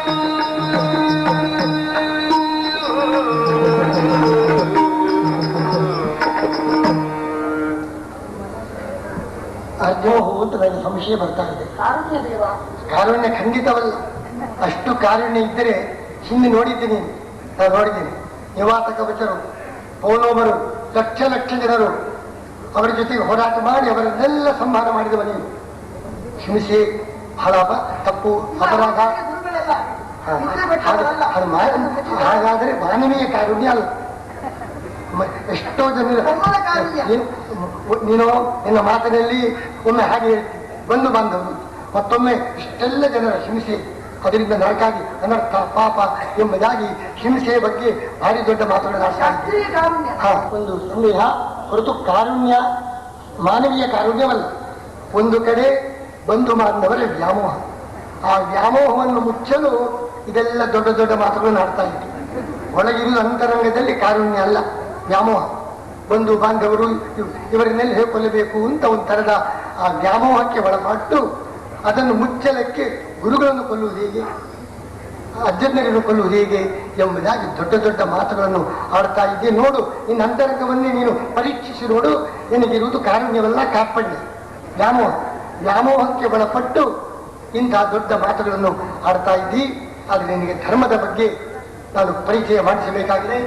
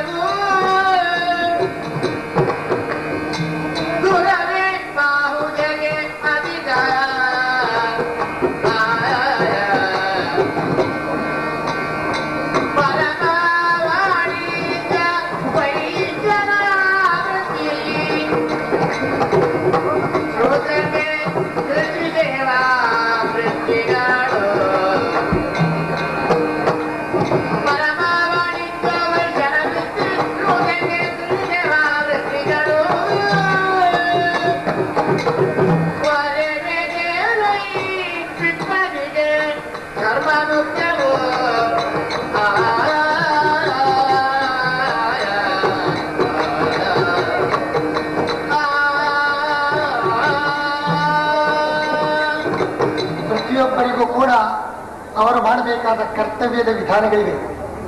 ಬ್ರಾಹ್ಮಣನ ಕರ್ತವ್ಯ ಅಧ್ಯಯನ, ಸದಾಚಾರ, ಧಾರ್ಮಿಕ ಆಚರಣೆ, ಧರ್ಮದ ಸಂದೇಶವನ್ನು ಜಗತ್ತಿಗೆ ಬಿತ್ತರಿಸು. ಇದು ಬ್ರಾಹ್ಮಣನ ಕರ್ತವ್ಯವಾದರೆ, ಕ್ಷತ್ರಿಯನು ಅನ್ಯಾಯದ ವಿರುದ್ಧವಾಗಿ, ಅಧರ್ಮದ ವಿರುದ್ಧವಾಗಿ ಹೋರಾಟ. ಯಾರು ನಿರಪರಾಧಿಗಳು, ಯಾರು ಅನ್ಯಾಯಕ್ಕೆ ಒಳಗಾದವರು, ಅವರ ರಕ್ಷಣೆಗಾಗಿ ಅಧರ್ಮಿಗಳ ವಿರುದ್ಧವಾಗಿ ಹೋರಾಟ ಮಾಡಬೇಕಾದದ್ದು ಕ್ಷತ್ರಿಯನ ಕರ್ತವ್ಯ. ಅಂತ ದೊಡ್ಡ ಜವಾಬ್ದಾರಿ ಇರುವಾಗ ಧಾರ್ಮಿಕರಾದ ದುರ್ಯೋಧನಾದಿಗಳ ವಿರುದ್ಧವಾಗಿ ಹೋರಾಟ ಮಾಡಲು ಹಿಂದೆ ಮುಂದೆ ನೋಡ್ತಾ ಇದೆಯಲ್ಲ. ಅವರು ಅಧಾರ್ಮಿಕರು. ನಿನಗೆ ಹೇಳ್ಬೋದು ದುರ್ಯೋಧನ ಇವರೆಲ್ಲ ಅಧಾರ್ಮಿಕರು ಹೌದು, ಆದರೆ ಭೀಷ್ಮ ದ್ರೋಣ ಇವರೆಲ್ಲ ಜ್ಞಾನಿಗಳು, ಗುರುಗಳು, ಮಹಾತ್ಮರು. ಅವರ ವಿರುದ್ಧವಾಗಿ ಹೇಗೆ ಹೋರಾಟ ಮಾಡಬೇಕು ಎಂಬುದು ನಿನ್ನ ಪ್ರಶ್ನೆ. ಧರ್ಮಕ್ಕೂ ಪರಸ್ಪರ ವಿರೋಧ ಬಂದಿದೆ ಅಂತ. ಅಂದರೆ ಧರ್ಮದ ಪೂರ್ತಿ ಅಧ್ಯಯನ ಮಾಡಿಲ್ಲ, ಅದರ ಒಂದು ಭಾಗ ಮಾತ್ರ ಓದಿದೆ. ಆ ಕ್ಷತ್ರಿಯನು ಅಧಾರ್ಮಿಕರ ವಿರುದ್ಧವಾಗಿ ಹೋರಾಟ ಮಾಡಬೇಕಾಗಿದ್ರೆ ಅಧಾರ್ಮಿಕರು ಯಾರು? ಭಗವದ್ಗೀತೆ ತದನುಬಂಧಿ ನಿಗ್ರಹ. ಯಾರು ಭಗವಂತನ ವಿರೋಧಿಗಳು, ಭಗವಂತನ ವಿರೋಧಿಗಳ ಜೊತೆಗೆ ಯಾರು ಸೇರಿದ್ದಾರೆ ಅವರನ್ನು ನಿಗ್ರಹಿಸಬೇಕು. ಭೀಷ್ಮದ್ರೋಣಾದಿಗಳು ಯಾರ ಜೊತೆಗೆ ಸೇರಿದ್ದಾರೆ? ಅವರ ಅಧರ್ಮಕ್ಕೆ ಸಹಕಾರ ಮಾಡ್ತಾ ಇದ್ದಾರೆ, ಅಧಾರ್ಮಿಕರ ಜೊತೆಗೆ ಸೇರಿದ್ದಾರೆ. ಅಂಥವರ ವಿರುದ್ಧವಾಗಿ ಹೋರಾಟ ಮಾಡುವಾಗ ಅವರ ಬಂಧುಗಳು, ಅವರ ಅಜ್ಜಂದಿರು ಎಂಬ ದೃಷ್ಟಿಯಿಂದ ನೋಡಿದಾಗ ಇದು ಬಂಧು ವ್ಯಾಮೋಹವೋ ಧರ್ಮನಿಷ್ಠೆಯೋ? ಧರ್ಮನಿಷ್ಠೆ ಅಲ್ಲ, ಇದು ಬಂಧು ವ್ಯಾಮೋಹ. ಯಾಕೆಂದ್ರೆ ದುಷ್ಟರಾದ ದುರ್ಯೋಧನ ಅವ್ಯವಹಾರದಲ್ಲಿ ಪೂರ್ತಿ ಭಾಗಿಗಳಾಗಿ ಅವರಿಗೆ ಬೆಂಬಲ ಕೊಡುವ ವ್ಯಕ್ತಿಗಳು ಕೂಡ ಅಧಾರ್ಮಿಕರೇ. ಭಗವದ್ಗೀತೆ ತದನುಬಂಧಿ, ಭಗವಂತನ ವಿರೋಧಿಗಳ ಜೊತೆಗೆ ಸೇರಿದವು. ಅಂಥವರ ವಿರುದ್ಧವಾಗಿ ಹೋರಾಟ ಮಾಡುವುದು ಕ್ಷತ್ರಿಯರ ಕರ್ತವ್ಯ. ಅಂಥ ಕರ್ತವ್ಯದ ಸಂದರ್ಭದಲ್ಲಿ ಅವರು ಬಂಧುಗಳು, ಗುರುಗಳು ಎಂಬಂತಹ ನೆಪದಿಂದ ಹಿಂದೆ ಸರಿಯುವುದು ಇದು ಧರ್ಮವಲ್ಲ, ಇದು ಬಂಧು ವ್ಯಾಮೋಹ. ಅದಕ್ಕಾಗಿ ನನಗೆ ನಿನ್ನ ವ್ಯವಹಾರ ನೋಡಿ ನಗೆ ಬರ್ತಾ ಇದೆ.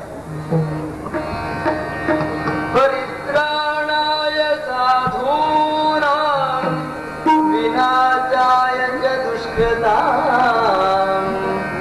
ಪರಿತ್ರಾಣಾಯ ಸಾಧೂನಾಂ ವಿನಾಶಾಯ ಚ ದುಷ್ಕೃತಾಂ.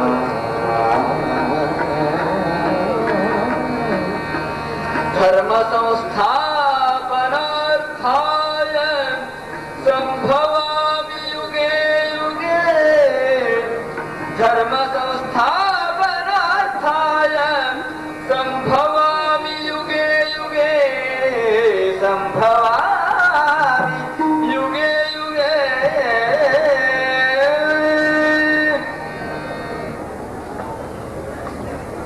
ನಿನಗೆ ನನ್ನ ಮೇಲೆಯೂ ಕೂಡ ಪೂರ್ತಿ ವಿಶ್ವಾಸವಿಲ್ಲ. ನಾನು ಸಾರಥಿಯಾಗಿ ನಿಮಗೆ ಆದೇಶ ನೀಡ್ತಾ ಇದ್ದೇನೆ, ದುರ್ಜನರ ವಿರುದ್ಧವಾಗಿ ಯುದ್ಧ ಮಾಡುವುದು. ನಾನು ಇದಕ್ಕೋಸ್ಕರವೇ ಅವತಾರ ಮಾಡಿ ದುರ್ಜನರ ನಿಗ್ರಹವನ್ನು ಮಾಡ್ತಾ ಇದ್ದೇನೆ. ದುರ್ಯೋಧನ ಎಂಥ ದುರ್ಜನ ಗೊತ್ತಿದೆ. ಇಂಥವರ ವಿರುದ್ಧವಾಗಿ ಹೋರಾಟ ಮಾಡುವಾಗ, ನಾನು ಆದೇಶ ನೀಡ್ತಾ ಇರುವಾಗ ನನ್ನಲ್ಲಿ ನಿನಗೆ ವಿಶ್ವಾಸವಿಲ್ಲವೇ? ನಿನ್ನ ಜೊತೆಗೆ ಇದ್ದೇನೆ, ಇದು ಧರ್ಮ ಅಂತ ಸಾರಿ ಹೇಳ್ತಾ ಇದ್ದೇನೆ. ಅಧಾರ್ಮಿಕರ ಅವರ ಜೊತೆಗೆ ಸೇರಿದವರ ನಿಗ್ರಹ ಧರ್ಮ ಎಂಬುದಾಗಿ ನಾನು ಘೋಷಣೆ ಮಾಡ್ತಾ ಇದ್ದೇನೆ. ಹೀಗಿದ್ದರೂ ನನ್ನ ಮಾತಿನಲ್ಲಿಯೂ ಕೂಡ ವಿಶ್ವಾಸವಿಲ್ಲದೆ ಹಿಂದೆ ಸರಿತಾ ಇದೆಯಲ್ಲ. ಹಿಂದೆ ಮನಸ್ಸನ್ನು ಕಂಟ್ರೋಲ್ ಮಾಡುವನಾಗಿ ಆ ಬುದ್ಧಿ ನೀನೇ ಸರಿ ಮಾಡಬೇಕು. ನಾನು ಋಷಿಕೇಶ್ ಆಗಿರಬಹುದು. ದುರ್ಯೋಧನಿಗೆ ಅಷ್ಟು ಉಪದೇಶ ಕೊಟ್ಟೆ, ಪರಿಣಾಮ ಆಗಲಿಲ್ಲ. ಅಲ್ಲಿ ಆ ಯೋಗ್ಯತೆ ಇಲ್ಲ ಆ ದುರ್ಯೋಧನಲ್ಲಿ. ಬೇಕಾದಷ್ಟು ಉಪದೇಶ ಕೊಟ್ಟೆ. ನೀನು ಅಂಥ ಸಾಧು ಸಜ್ಜನ, ಅದಕ್ಕೋಸ್ಕರ ನಿನಗೆ ಉಪದೇಶ ಕೊಟ್ಟರೆ ನೀನು ಸ್ವಲ್ಪ ಸರಿಯಾದ ದಾರಿಗೆ ಬರಬಹುದು ಅಂತ ಭಾವಿಸಿ, ಓ ಮಹಾಶೂರ ಅರ್ಜುನ, ಎಲ್ಲಿ ಅಡಗಿತು ನಿನ್ನ ಗರ್ಜನ? ಆ ಕೌರವನಲ್ಲವೇ ದುರ್ಜನ, ಮಾನವನ ಭರ್ಜನ.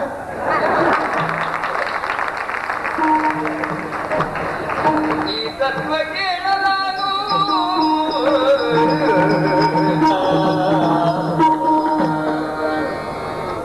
ಕೃಷ್ಣ ಏನ ಸರ್ವವಿಧಂ ಕಥಂ ಸ್ವಕರ್ಮಣ ಅಭ್ಯರ್ಥ ಸಿದ್ಧಿಂ ವಿಂದತಿ ಮಾನವ. ನಿನ್ನ ಧರ್ಮದ ಸಂದೇಶ ಎಷ್ಟು? ಪ್ರತಿಯೊಬ್ಬರೂ ಕೂಡ ತಮ್ಮ ತಮ್ಮ ವರ್ಣಕ್ಕೆ, ಆಶ್ರಮಕ್ಕೆ ಉಚಿತವಾಗಿರ್ತಕ್ಕಂತಹ ಕರ್ತವ್ಯವನ್ನ ಮಾಡಬೇಕು. ಮಾಡುವಾಗ ಭಕ್ತಿಯಿಂದ ಭಗವಂತನ ತನ್ನ ಆರಾಧನಾ ರೂಪದಲ್ಲಿ ಅದನ್ನು ಮಾಡಬೇಕು ಅಂತ ಹೇಳಿ, ಆಗ ನನಗೆ ಒಂದು ಸಂಶಯ ಬಂತು. ದುರ್ಯೋಧನಾದಿಗಳನ್ನು ನಿಗ್ರಹ ಮಾಡುವಾಗ ಧಾರ್ಮಿಕರಾಗಿರ್ತಕ್ಕಂಥ, ಪೂಜ್ಯರಾಗಿರ್ತಕ್ಕಂಥ ಭೀಷ್ಮದ್ರೋಣಾದಿಗಳು ಕೊಲ್ಲಬೇಕು ಅಂತ. ಇದನ್ನು ಹೇಗೆ ನಾನು ಕೊಲ್ಲಿ ಅಂತ ಸಂಶಯ ವ್ಯಕ್ತಪಡಿಸಿದೆ. ಅದಕ್ಕೂ ನೀನು ಸಮಗ್ರವಾಗಿ ಸರಿಯಾದ ಮನವರಿಕೆ ಮಾಡಿಕೊಟ್ಟಿದ್ದಿ. ಏನು ಭೀಷ್ಮದ್ರೋಣಾದಿಗಳು ಗುರು ಹಿರಿಯರು ಹೌದು. ಆದ್ರೆ ಈಗ ಅವರು ಇದ್ದದಲ್ಲಿ ರಣರಂಗದಲ್ಲಿ ದುರ್ಯೋಧನನಿಗೆ ದುಷ್ಟರಿಗೆ ಬೆಂಬಲ ಕೊಡ್ತಾ ಇದ್ದಾರೆ, ಅವರ ಬೆಂಗಾವಲಾಗಿ ನಿಂತಿದ್ದಾರೆ. ದುಷ್ಟರಿಗೆ ಬೆಂಬಲ ಕೊಡ್ತಕ್ಕಂತಹ ಈ ಹಂತದಲ್ಲಿ ಅವರೂ ಕೂಡ ದೋಷಭರಿತರಾದ್ದರಿಂದಾಗಿ ಅವರನ್ನು ಕೊಂದ್ರೆ ಅದು ಧರ್ಮ ಅಧರ್ಮವಾಗುವುದಿಲ್ಲ, ಧರ್ಮವೇ ಆಗುತ್ತೆ. ಕ್ಷತ್ರಿಯರಾಗಿರ್ತಕ್ಕಂಥವರು ಅಂತಹ ಕ್ಷತ್ರ ಧರ್ಮದಿಂದ ಭಗವಂತನ ಆರಾಧನೆ ಮಾಡಬೇಕು, ಬ್ರಾಹ್ಮಣರನ್ನು ಬಾಯಿಯ ಕೆಲಸ ಮಾಡಬೇಕು, ಪಾಠ ಪ್ರವಚನಾದಿಗಳನ್ನು ಮಾಡಬೇಕು. ವೈಶ್ಯರಾಗಿರ್ತಕ್ಕಂಥವರು ವಾಣಿಜ್ಯ ಕೃಷಿ ಮೊದಲಾದವನ್ನು ಮಾಡಿ ಸಮಾಜದ ಸೇವೆ ಮಾಡಬೇಕು. ನಂತರ ನಾಲ್ಕನೆಯವರು ಆ 3 ಮಂದಿಗೆ ವಿಶೇಷವಾಗಿ ಧರ್ಮ ಕಾರ್ಯ ಮಾಡಲಿಕ್ಕೆ ಬಹಳ ಉದಾರ ಹೃದಯದಿಂದ ಬೆಂಬಲವನ್ನು ಕೊಡಬೇಕು ಎಂಬುದಾಗಿ ಸೇವಾವೃತ್ತಿ ದೊಡ್ಡದು, ಅಂತ ದೊಡ್ಡ ಸೇವೆಯನ್ನು ಮಾಡಬೇಕು ಎಂಬುದಾಗಿ ಹೇಳಿದ್ದಿ. ಅದರಿಂದಾಗಿ ಅವರಿಗೆ ಶ್ರೇಯಸ್ಸಿದೆ, ಆದರೆ ಭಕ್ತಿಯಿಂದ ಮಾಡಬೇಕು, ಪರದಾಸೆಯನ್ನು ತೊರೆದು ಮಾಡಬೇಕು, ನಿನ್ನಲ್ಲಿ ಆಸೆ ಇರಬೇಕು ಎಂಬುದಾಗಿ ಹೇಳಿದೆ. ಎತ್ತರೋಷಿ ಯದಸ್ನಾಸಿ ಯಜ್ಜೋಹೋಸಿ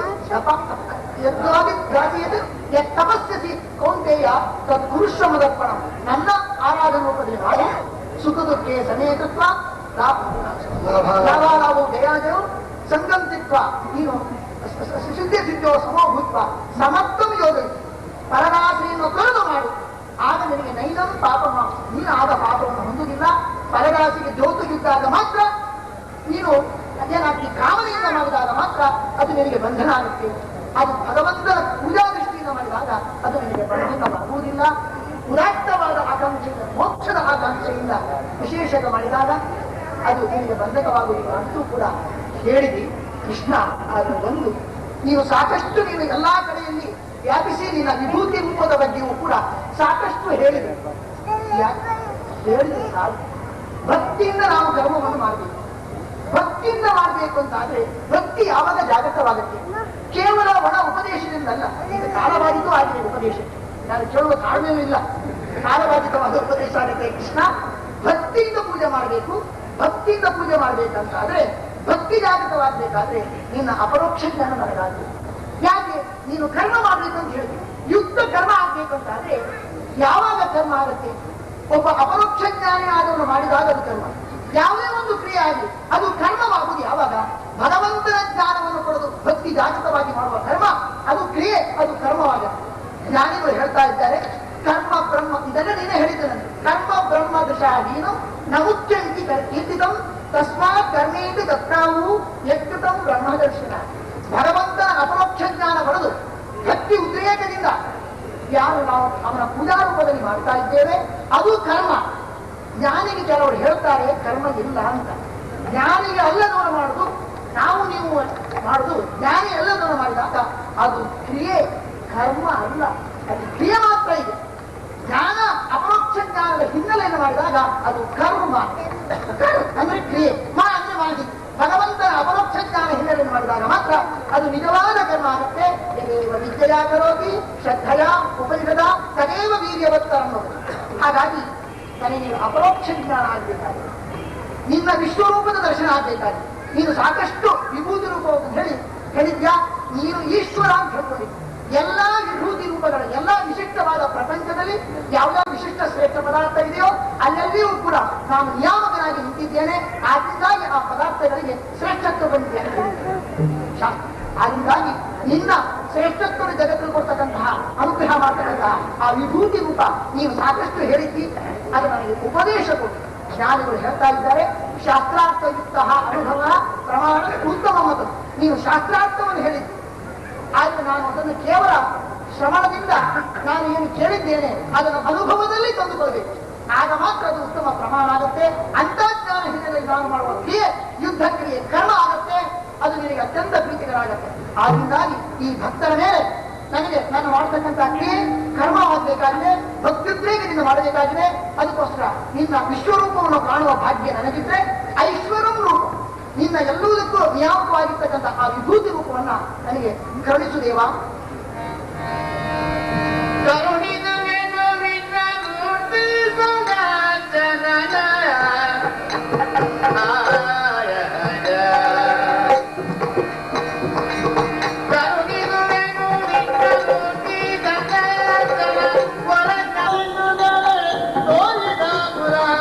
Para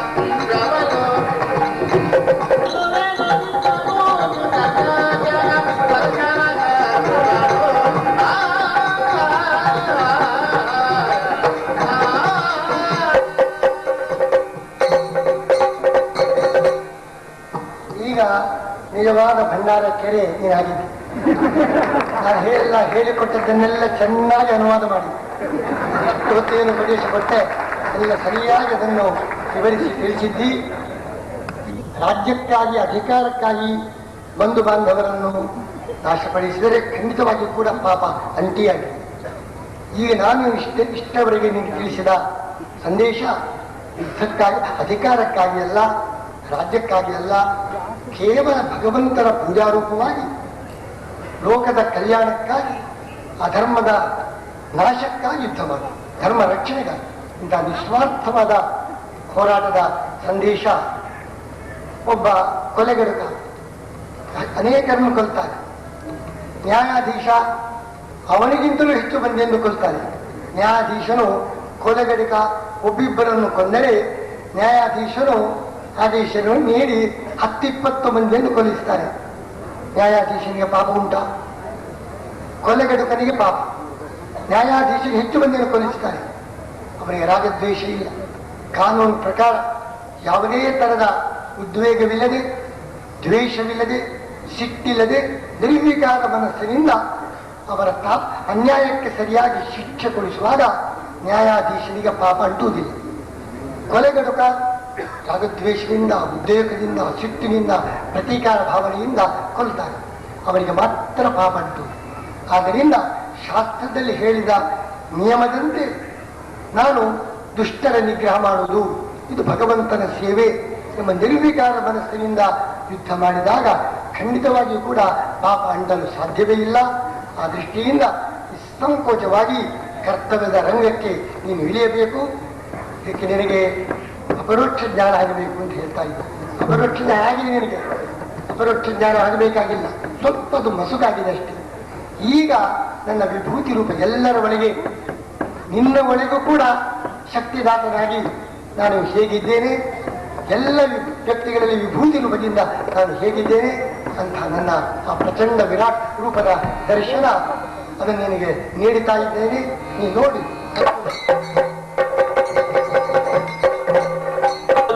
ಋಷಿ ಗರುಡ ಕಿನ್ನರ ಸಾಧ್ಯರುಡಗ ನದಿ ಸಾಗರಗಳು ರೋಡಿನ ಬಕಾಂತರಗಿರಿ ನಡುನಿಕಾಯಲಿ ಭೀಷ್ಮ ಕರ್ಣ ಕೌರವ ಧರ್ಮ ಜಾತಿ ಸಕಲರ ಕಾಣುತ್ತಾ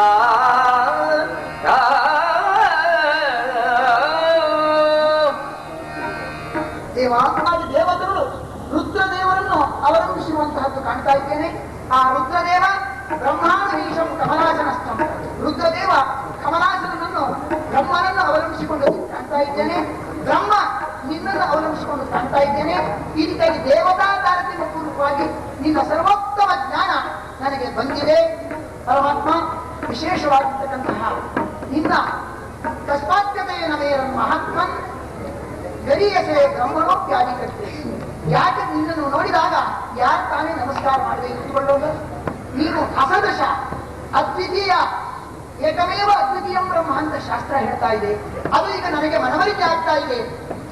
ಸರ್ವಂ ಸಮಾಪ್ನೋಷಿ ತಥೋಸಿ ಸರ್ವ ಸರ್ವಂ ಖಲ್ವಿದಂ ಬ್ರಹ್ಮ. ಪರಮಾತ್ಮ ನಿನ್ನನ್ನು ಶಾಸ್ತ್ರ ಎಲ್ಲ ಸರ್ವ ಸರ್ವ ಅಂತ ಹೇಳ್ತಾ ಇದೆ. ಅದು ಈಗ ನನಗೆ ಮನವರಿಕೆ ಆಗಿದೆ. ಸರ್ವ ಜಗತ್ತನ್ನು ತುಂಬಿದೆಯಾಗಿದ್ದಾಗಿ, ಎಲ್ಲಾ ಜಗತ್ತನ್ನು ವಿಶ್ವರೂಪದಿಂದ ವಿಭೂತಿ ರೂಪದಿಂದ ತುಂಬಿದವನಾಗಿದ್ದರಿಂದಾಗಿ ಶಾಸ್ತ್ರ ನಿನ್ನನ್ನು ಸರ್ವ ಅಂತ ಕರೀತಾ ಇದೆ. ನಾನು ಇಂತಹ ಸರ್ವೋತ್ತಮನಾಗಿರ್ತಕ್ಕಂತಹ ನಿನ್ನನ್ನು ಅರಿಯದೇನೆ, ತಿಳಿಗೇಡಿಯಾಗಿ ಬಹಳ ಸಲಿಗೆಯಿಂದ ನಡ್ಕೊಂಡಿದ್ದೇನೆ. ಒಟ್ಟಿಗೆ ಊಟ ಮಾಡಿದೆ, ಒಟ್ಟಿಗೆ ಓಡಾಡಿದೆ, ಹೇ ಕೃಷ್ಣ, ಹೇ ಗೋಪಾಲ ಅಂತ ಬಹಳ ಸಲಿಗೆಯಿಂದ ನಡ್ಕೊಂಡಿದ್ದೇನೆ. ಸರ್ವೋತ್ತಮನಾಗಿರ್ತಕ್ಕಂತಹ ನಿನ್ನನ್ನು ಅರಿಯದೇನೆ ತಿಳಿಗೇಡಿಯಾಗಿ ಇಂತಹ ಸಲಿಗೆಯಿಂದ ನಡ್ಕೊಂಡದ್ದು ಬಹಳ ತಪ್ಪಾಗಿದೆ. ತಂದೆಯಾದವನು ಮಗನ ಅಪರಾಧವನ್ನು ಕ್ಷಮಿಸುವಂತೆ, ಗೆಳೆಯನಾದವನು ಇನ್ನೊಬ್ಬ ಗೆಳೆಯನ ಅಪರಾಧವನ್ನು ಕ್ಷಮಿಸುವಂತೆ ಕ್ಷಮಿಸು ದೇವ. ಅನಂತ ನಮಸ್ಕಾರ ನನಗೆ, ನನ್ನ ಅಪರಾಧವನ್ನು ಕ್ಷಮಿಸು ಎಂಬುದಾಗಿ ನಾನು ನಿಮಗೆ ಕೇಳ್ಕೊಳ್ತಾ ಇದ್ದೇನೆ. ದೇವ, ನಿನ್ನ ಈ ವಿಶ್ವರೂಪದಿಂದ ಪಾಂಡವಾನ ಧನಂಜಯ ಅಂತ ನೀನು ಹೇಳಿಕೊಂಡೆ. ಈಗ ಧನಂಜಯ ಅಲ್ಲ ಯುದ್ಧ ಮಾಡುವುದು. ಧನಂಜಯನಲ್ಲಿ ನೀನು ಇದ್ದಿ, ಧನಂಜಯ ರೂಪದಿಂದ, ವಿಭೂತಿ ರೂಪದಿಂದ. ಹಾಗಾಗಿ ನನಗೆ ನಿಮಿತ್ತ ಮಾತ್ರ ಭವಸವ್ಯ ಸಾಕ್ಷಿ ಅಂತ ಹೇಳಿದೆ. ಯಾಕೆ ನಿನ್ನ ಕೋರೆ ಹಲ್ಲಿಗೆ ಸಿಕ್ಕಿ ಎಲ್ಲರೂ ಕೂಡ ಜಯದ್ರಥ ಮೊದಲಾದವರೆಲ್ಲ ನಿರ್ನಾಮ ಆಗಿದ್ದನ್ನು ನಾನು ನೋಡ್ತಾ ಇದ್ದೇನೆ. ಹಾಗಾಗಿ ನಾನು ಕೊಲ್ಲುವವನಲ್ಲ, ನಾನು ನಿಮಿತ್ತ ಮಾತ್ರ ಭವಸವ್ಯ ಸಾಕಿ ನೀನು ಹೇಳಿದ್ದೀಗ ನನಗೆ ಮನವರಿಕೆ ಆಗಿದೆ. ನನಗೆಲ್ಲ ಏನೆಂದು ನನಗೆ ಅಪರೋಕ್ಷ ಜ್ಞಾನ ಹಿಂದೆ ಆಗಿತ್ತು. ಇಂದ್ರನ ಅವತಾರವಾದ್ರಿಂದಾಗಿ ನಿನ್ನ ಅನುಗ್ರಹದಿಂದ ಆ ಪದವಿಗೆ ಬಂದವರು ಎಲ್ಲರಿಗೂ ಜ್ಞಾನ ಇರುತ್ತೆ. ಆದರೆ ಫಲವಾಗಿದೆ. ಈಗೆಲ್ಲ ನಿನ್ನ ಉಪದೇಶದ ಮತ್ತೆ ಜಾಗೃತವಾಗಿದೆ. ನಷ್ಟೋ ಮೋಹ ಸ್ಮೃತಿರ್ಲಬ್ಧ ತತ್ಪ್ರಸಾದಾತ್ ಮಯಾಕೃತ ಸ್ಥಿತೋಸ್ಮಿ ಗತ ಸಂದೇಹ ಕರಿಷ್ಯೆ ವಚನಂತವ. ನನಗೆ ಮೋಹ ಒಂದು ವ್ಯಾಮೋಹ ನೀನು ಹೇಳಿದಾಗೆ ಅದೆಲ್ಲ ಹೊರಟೋಗಿದೆ, ಸಂಶಯ ಹೊರಟೋಗಿದೆ. ಈ ಕೌರವರ ವಿರುದ್ಧ ಯುದ್ಧ ಮಾಡುವುದು, ಭೀಷ್ಮದ್ರೋಣಾದಿಗಳ ವಿರುದ್ಧ ಮಾಡುವುದು, ಯುದ್ಧ ಮಾಡುವುದು ಧರ್ಮ ಎಂಬ ಮನವರಿಕೆ ಆಗಿದೆ ನಿನ್ನ ಅನುಗ್ರಹದಿಂದ. ಆದ್ರಿಂದಾಗಿ ನನ್ನ ಸಂಶಯ ಇಲ್ಲ. ನಿನ್ನ ಪೂಜಾ ರೂಪದಲ್ಲಿ ನಾನು ಖಂಡಿತವಾಗಿಯೂ ಕೂಡ ಯುದ್ಧ ಮಾಡಿ ನಿನಗೆ ಅರ್ಪಣೆ ಮಾಡ್ತಾ ಇದ್ದೇನೆ. ಶ್ರೀಕೃಷ್ಣ, ನನ್ನ ಪಾಲಿಗೂ ಕೂಡ ನೀನು ವಿಜಯಧ್ವಜ ಪೀಠದವನಾಗಿ ಪ್ರಾರ್ಥಿಸುತ್ತೇನೆ. ಅರ್ಜುನ, ನಿನ್ನ ಮೋಹವನ್ನೆಲ್ಲ ಕಳೆದುಕೊಂಡು ಈಗ ಹೊಸ ಚೈತನ್ಯದಿಂದ ನೀನು ಯುದ್ಧ ಸನ್ನದ್ಧನಾಗಿ ಬಂದಿದ್ದಿ. ಮುಂದಿನ ಯುದ್ಧದ ಕಾರ್ಯ ಆರಂಭವಾಗಲಿ. ನಾನು ಸಾರಥಿಯಾಗಿ ನನಗೆ ಹೆಜ್ಜೆ ಹೆಜ್ಜೆಗೂ ಕೂಡ ಮಾರ್ಗದರ್ಶನ ನಡೆಸ್ತೇನೆ. ಭೀಷ್ಮರ ಜೊತೆಗೆ ಹೋರಾಟವನ್ನು ಆರಂಭಿಸಿ.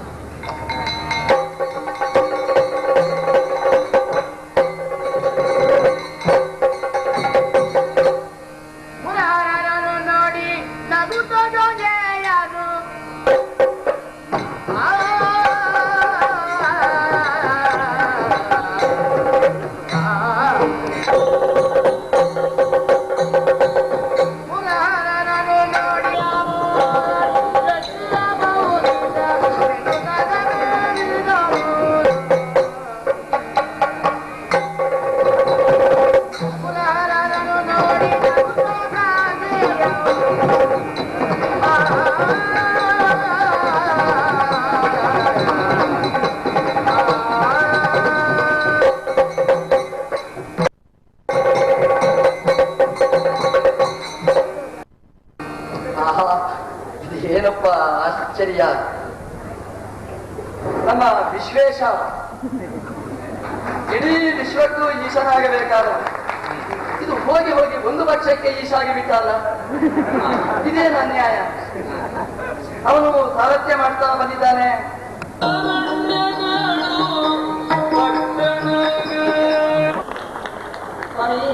ಕಲ್ಲಾಗಿತ್ತು, ಈಗ ನೋಡಿದ್ರೆ ಎಲ್ಲ ಹೊನ್ನಾಗಿ ಬಿಟ್ಟಿದೆ. ಕಲ್ಲು ಹೊನ್ನು ಮಾಡುವ ಶಕ್ತಿ ನೀನು ಕಾಲಿಟ್ರೆ ಆಗುತ್ತೆ ಸ್ವಾಮಿ. ಒಳಗೆಲ್ಲ ಹೊಂದು ತುಂಬಿರ್ತಕ್ಕಂಥದ್ದು. ಇದು ಏನಿದು? ಇದರ ಹಿನ್ನೆಲೆಯಲ್ಲಿ ಕರ್ಮದ ಪಾತ್ರ ಬಹಳ ಹಿರಿದಾಗಿರ್ತಕ್ಕಂತಹ ಪಾತ್ರ.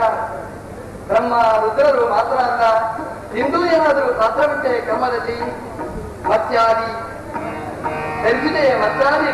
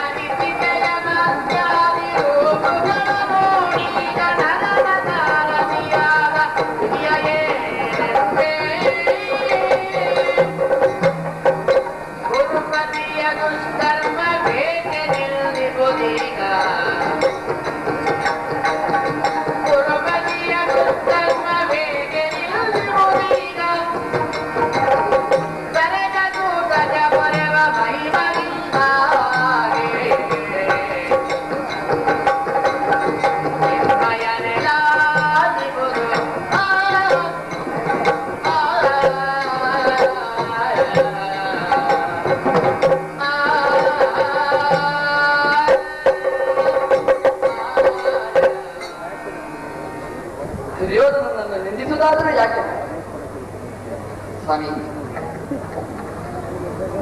ಮತ್ಯಾದಿ ರೂಪಗಳನ್ನು ಧಾರಣೆ ಮಾಡಿದ್ದೀವಿ. ಕರ್ಮದ ಕೈವಾಡ ಅಲ್ಲಿ ತುಂಬಿದೆ ಸ್ವಾಮಿ.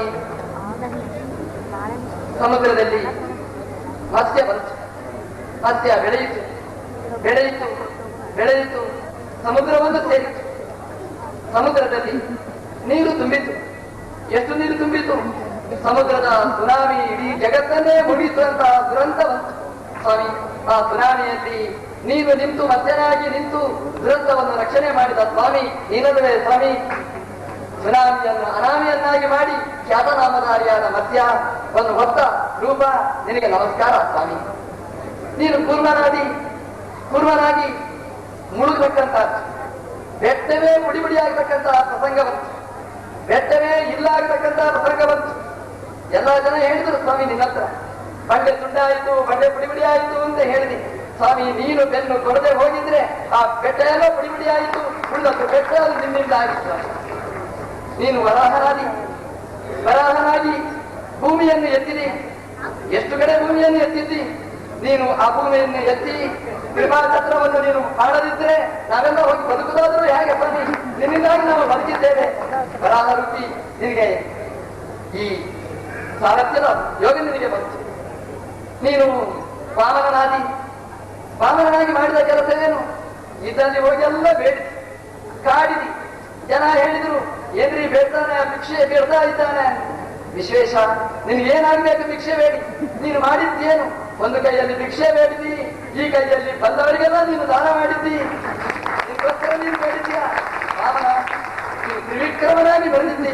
ಆದದ್ದು ವಾಮನ, ಬೆಳೆದದ್ದು ತ್ರಿವಿಕ್ರಮನಾಗಿ ಜಗದ್ವಿಖ್ಯಾತನಾದ ವಾಮನ ತ್ರಿವಿಕ್ರಮ ನೀನು ಅಂತ ಹೇಳಿದ್ರೆ ಜನ ಎಲ್ಲ ಒಪ್ಪುತ್ತೆ, ಇಡೀ ಜಗತ್ತೇ ಒಪ್ಪುತ್ತೆ. ಪರಶುರಾಮನಾಗಿ ಬೆಳೆದಿ. ದುಷ್ಟ ಕ್ಷತ್ರಿಯ ವರ್ಗ ಇತ್ತು, ಇಡೀ ಜಗತ್ತಿಗೆ ಕ್ಷೋಭಕಾರಿಯಾಗಿತ್ತು, ಇಡೀ ಜಗತ್ತು ತತ್ತತ್ತಿತ್ತು, ರಾಜಕೀಯ ಭಯಕ್ಕೆ. ಒಂದು ವೇಳೆ ಪರಶುರಾಮನ ಬ್ರಾಹ್ಮಣರ ಮುಖಂಡತನವನ್ನು ನೀನು ವಹಿಸದೇ ಹೋಗಿದ್ರೆ, ಬ್ರಾಹ್ಮಣರ ಸಂಘದಲ್ಲಿ ನೀನು ಭಾಗವಹಿಸದೇ ಹೋಗಿದ್ರೆ ಈ ದುಷ್ಟ ಕ್ಷತ್ರಿಯನ್ನು ನಡೆಯುತ್ತಿತ್ತು. ಏನಾಗ್ತಿತ್ತು? ನಾನು ಒಬ್ಬ ಕ್ಷತ್ರಿಯನಾಗಿ ಮಾತನಾಡ್ತಾ ಇದ್ದೇನೆ, ನನಗೆ ನೀನು ಪರಶುರಾಮನಾಗಿ ಗುರುವಾದವ, ವಿದ್ಯೆ ಕೊಟ್ಟವ, ಇದು ಬೇಕು, ನನಗೆ ಒಂದು ವಿರೋಧಿಯಾಗಿ ಒಂದು ಬೇಕು ಅಂತ ನನ್ನನ್ನು ಉಳಿಸಿದ್ದಿ. ಉಳಿದ ಕ್ಷತ್ರಿಯನ್ನೆಲ್ಲ ನಿರ್ಮೂಲನೆ ಮಾಡಿದ್ದಿ. ಬಿಡುದಿಲ್ಲ ನಿನ್ನನ್ನು. ರಾವನಾಗಿ ಮೆರೆದಿ, ಇಡೀ ಜಗತ್ತನ್ನು ಆರಾಮವಾಗಿಟ್ಟಿದ್ದಿ. ಸ್ವಾಮಿ ರಾವನಾಗಿ ಆರಾಮವಾಗಿರ್ಬೇಕಾದವ ನೀನು ಆರಾಮವಾಗಿದ್ದೀಯ. ಎಲ್ಲಿ ಕಷ್ಟ, ಎಲ್ಲಿ ಕಾರ್ಪಣ್ಯ, ಎಲ್ಲಿ ದುಃಖದಲ್ಲಿದ್ದಾರೆ ವೃಷಂಭವತಿ ದುಃಖಿತ, ಅಲ್ಲಿ ಹೋಗಿ ನೀನೂ ದುಃಖಪಟ್ಟು ಊಟ ಬಿಟ್ಟು ಎಲ್ಲ ಕಷ್ಟಪಟ್ಟು ಒದ್ದಾಡಿ ಅವರ ದುಃಖದಲ್ಲಿ ಸಹಭಾಗಿಯಾಗಿ ನಿಮ್ಮ ಮನೆಯ ಬಂದು ನಾನು ಅಂತ ಅನಿಸಿಲ್ಲ. ಎಲ್ಲಿಯಾದ್ರೂ ಸಂಭ್ರಮದ ಉತ್ಸವ, ಯಾರೋ ಸಂಭ್ರಮದ ಉತ್ಸವ ಆಚರಿಸ್ತಾರೆ, ಅಯ್ಯೋ ಯಾವ್ದೋ ಉತ್ಸವ ಅಂತ ಹೇಳಿದರೆ ನಮ್ದೇ ಉತ್ಸವ ಅಂತ ಅಧ್ಯಕ್ಷನಾಗಿ ನೀನು ಮೆರೆದು ಅವರಿಗೂ ಖುಷಿ ಪಡ್ತಾರೆ. ಇವತ್ತು ನೀನು ಕೃಷ್ಣನಾಗಿ ಬಂದಿದ್ದಿ, ಪಾರ್ಥ ಸಾರಥಿಯಾಗಿ ಬಂದಿದ್ದಿ, ಅರ್ಜುನನ ಸಾರಥ್ಯವನ್ನು ನೀನು ಮಾಡ್ತಾ ಇದ್ದಿ. ಸ್ವಾಮಿ ಇಡೀ ವಿಶ್ವದ ಭಾರವನ್ನು ಹೊತ್ತ ನೀನು ಬರೀ ಪಾರ್ಥ ಕುದುರೆಯ ಹಗ್ಗವನ್ನು ಹಿಡಿದದ್ದು ನೋಡಿದ್ರೆ ನನಗೆ ಹೊಟ್ಟೆವರು ಇದೇನಲ್ಲ ಅಲ್ಲ. ನನಗೆ ಆಶ್ಚರ್ಯ ಅನಿಸುವುದೇನು ಅಂತಂದ್ರೆ ಈ ವಿಧಿ ವಿಲಾಸ ಕರ್ಮದ ಪಾತ್ರ ಅದು ನಿನಗೂ ಉಂಟೆ ಸ್ವಾಮಿ ಅಂತ ನನ್ನ ವಿಜ್ಞಾಪನೆ ಅಷ್ಟೇ. ಕರುಣ ಸ್ವಜನ ಸಚೇಂದುತ ಗಂಗಾ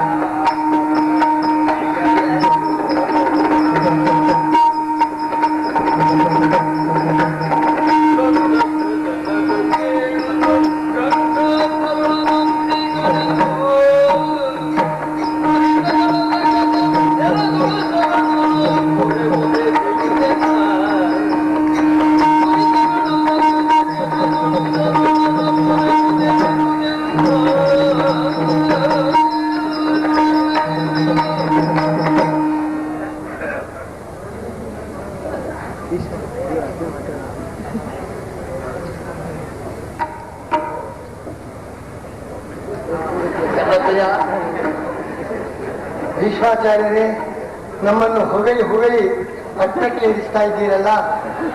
ಎದುರಾಳಿಯ ಸಾರಥಿ ನಮ್ಮನ್ನು ಇಷ್ಟು ಹೊಗಳುವ ಉದ್ದೇಶ ಏನು? ಇದು ಒಂದು ರಾಜಕೀಯವೋ ಅಂತ ನಮಗೆ ಸಂಶಯ ಬರ್ತಾ ಇದೆ. ಇರಲಿ, ಕರ್ಮ ವ್ಯವಹಾರದ ಬಗ್ಗೆ ಹೇಳುವುದಾಗಿದ್ದರೆ, ಒಬ್ಬ ಕಳ್ಳ ಇದ್ದಾನೆ. ಆ ಕಳ್ಳನ ಸುತ್ತಲೂ ಪೊಲೀಸರು ಸುತ್ತ ಇರ್ತಾರೆ. ಕಳ್ಳನ ಸುತ್ತ ಒಬ್ಬ ರಾಜನ ಸುತ್ತಲೂ ಪೊಲೀಸರು ಇರ್ತಾರೆ. ಆದರೆ ಕಳ್ಳನ ಸುತ್ತ ಪೊಲೀಸರಿದ್ದರೆ ಆ ಪೊಲೀಸರ ಬಂಧನದಲ್ಲಿ, ನಿಯಂತ್ರಣದಲ್ಲಿ ಕಳ್ಳ ಇರ್ತಾರೆ. ರಾಜನ ಸುತ್ತ ಪೊಲೀಸರಿದ್ದರೆ ರಾಜನ ನಿಯಂತ್ರಣದಲ್ಲಿ ಪೊಲೀಸರು ಹೊರತು ಪೊಲೀಸರ ನಿಯಂತ್ರಣದಲ್ಲಿ ರಾಜನಲ್ಲ. ಆದ್ದರಿಂದ ನಮ್ಮ ಸುತ್ತಲೂ ಕರ್ಮವಿದೆ, ನಿಮ್ಮೆಲ್ಲರ ಸುತ್ತಲೂ ಕರ್ಮವಿದೆ. ನಿನ್ನ ಸುತ್ತಲೂ ಆ ಅಂಗರಕ್ಷಕರಿದ್ದಾರೆ. ಕರ್ಮ ನಿಮ್ಮ ಅಧೀನವಲ್ಲ, ನೀವು ಕರ್ಮದ ಅಧೀನರು. ನನ್ನ ಸುತ್ತ ಕರ್ಮಗಳಿದೆ, ಆ ಕರ್ಮಗಳೆಲ್ಲ ನನ್ನ ಅಧೀನ. ಆದ್ದರಿಂದ ನಿಮ್ಮ ವ್ಯವಹಾರಕ್ಕೂ ನಮ್ಮ ವ್ಯವಹಾರಕ್ಕೂ ಏನು ವ್ಯತ್ಯಾಸ ಎಂಬುದನ್ನು ನೀವು ಅರಿತುಕೊಳ್ಳಬಹುದು. ಈಗ ನೀವು ಭಕ್ತರೌದು, ಅರ್ಜುನನು ನಮ್ಮ ಭಕ್ತ. ಆ ಅರ್ಜುನ ಭಕ್ತನಾಗಿದ್ದಾನೆ, ಅವನ ರಕ್ಷಣೆಗೋಸ್ಕರ ಅವರ ಜೊತೆಗಿದ್ದೇನೆ. ನೀವು ಭಕ್ತರು ಅಂತ ಹೇಳಿದ್ದೀರಿ. ನಿಮ್ಮ ಭಕ್ತಿ ಒಮ್ಮೊಮ್ಮೆ ಒಳ್ಳೆ ಭಕ್ತಿ ತೋರಿಸ್ತೀರಿ, ಒಮ್ಮೊಮ್ಮೆ ಮಾಡುವ ವ್ಯವಹಾರ ನೋಡುವಾಗ ನನಗೆ ಬಹಳ ಸಂಕಟವಾಗ್ತಾ ಇದೆ. ನೀವು ರಾಜಸೂಯ ಯಾಗದಲ್ಲಿ ನಿರ್ಭಯವಾಗಿ, ಯಾರಿಗೂ ಹೆದರಲಿಲ್ಲ, ಆ ನಿರ್ಭಯತೆಯನ್ನು ಭಾರಿ ಹೇಳಿಕೊಂಡಿದ್ದೀರಿ, ಸಂತೋಷ ಒಟ್ಟುಕೊಳ್ತೀರಿ. ನಿರ್ಭಯತೆಯಿಂದ ನನ್ನ ಸರ್ವೋತ್ತಮತ್ವವನ್ನು ಸಾರಿ ಹೇಳಿದಿರಿ, ಅಗ್ರ ಪೂಜೆಯ ಘೋಷಣೆ ಮಾಡಿ ಬಹಳ ಸಂತೋಷ, ನಾನು ಮೆಚ್ಚಿದೆ. ಆದರೆ ಅದೇ ನಿರ್ಭಯತೆ ಜೀವಿತದ ಸಭೆಯಲ್ಲಿ ಯಾಕೆ ಬರಲಿಲ್ಲ? ದ್ರೌಪದಿ ಕೇಳಿದರು, ಧರ್ಮ ಏನು ಉತ್ತರಿಸಿದಿರಿ? ಆಗ ನಿರ್ಭಯತೆಯಲ್ಲಿ ಹೋಯಿತು. ಅಂತ ಘೋಷಣೆ ಮಾಡುವಾಗ ತೋರಿದ ನಿರ್ಭಯತೆಯನ್ನು ದುರ್ಯೋಧನನ ಸಭೆಯಲ್ಲಿ, ದೂತ ಸಭೆಯಲ್ಲಿ ಆ ನಿರ್ಭಯತೆಯನ್ನು ಯಾಕೆ ತೋರಿಸಲಿಲ್ಲ? ಅದರಿಂದ ಬರೀ ನಿರ್ಭಯನಾಗಿ ವರ್ತಿಸ್ತೇನೆ ಅಂತ ಬರೀ ಪ್ರದರ್ಶನ ಮಾತ್ರ. ನಿಜವಾಗಿ ನಿರ್ಭಯತೆ ಇಲ್ಲ. ಅಂತಹ ಸಂದರ್ಭದಲ್ಲಿ ಯಾವುದೋ ಒತ್ತಡಕ್ಕೆ ನಿಮಗೇನು ಅವಶ್ಯಕತೆ ಇತ್ತು?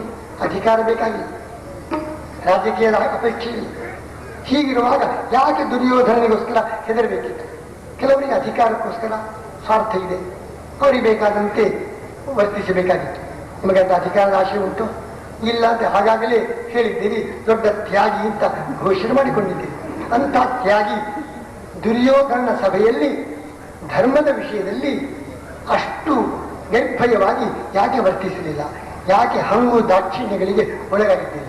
ಅದಕ್ಕೋಸ್ಕರವೇ ನೀವು ಭಕ್ತರಾದರೂ ಕೂಡ ನಿಮ್ಮ ಜೊತೆಗೆ ಸೇರಿದೆ ಅರ್ಜುನನ ರಕ್ಷಣೆಗೆ ನಾನು ನಿಲ್ಲಲು ಕಾರಣ ನೀವು ಭಕ್ತರ ಹೌದು.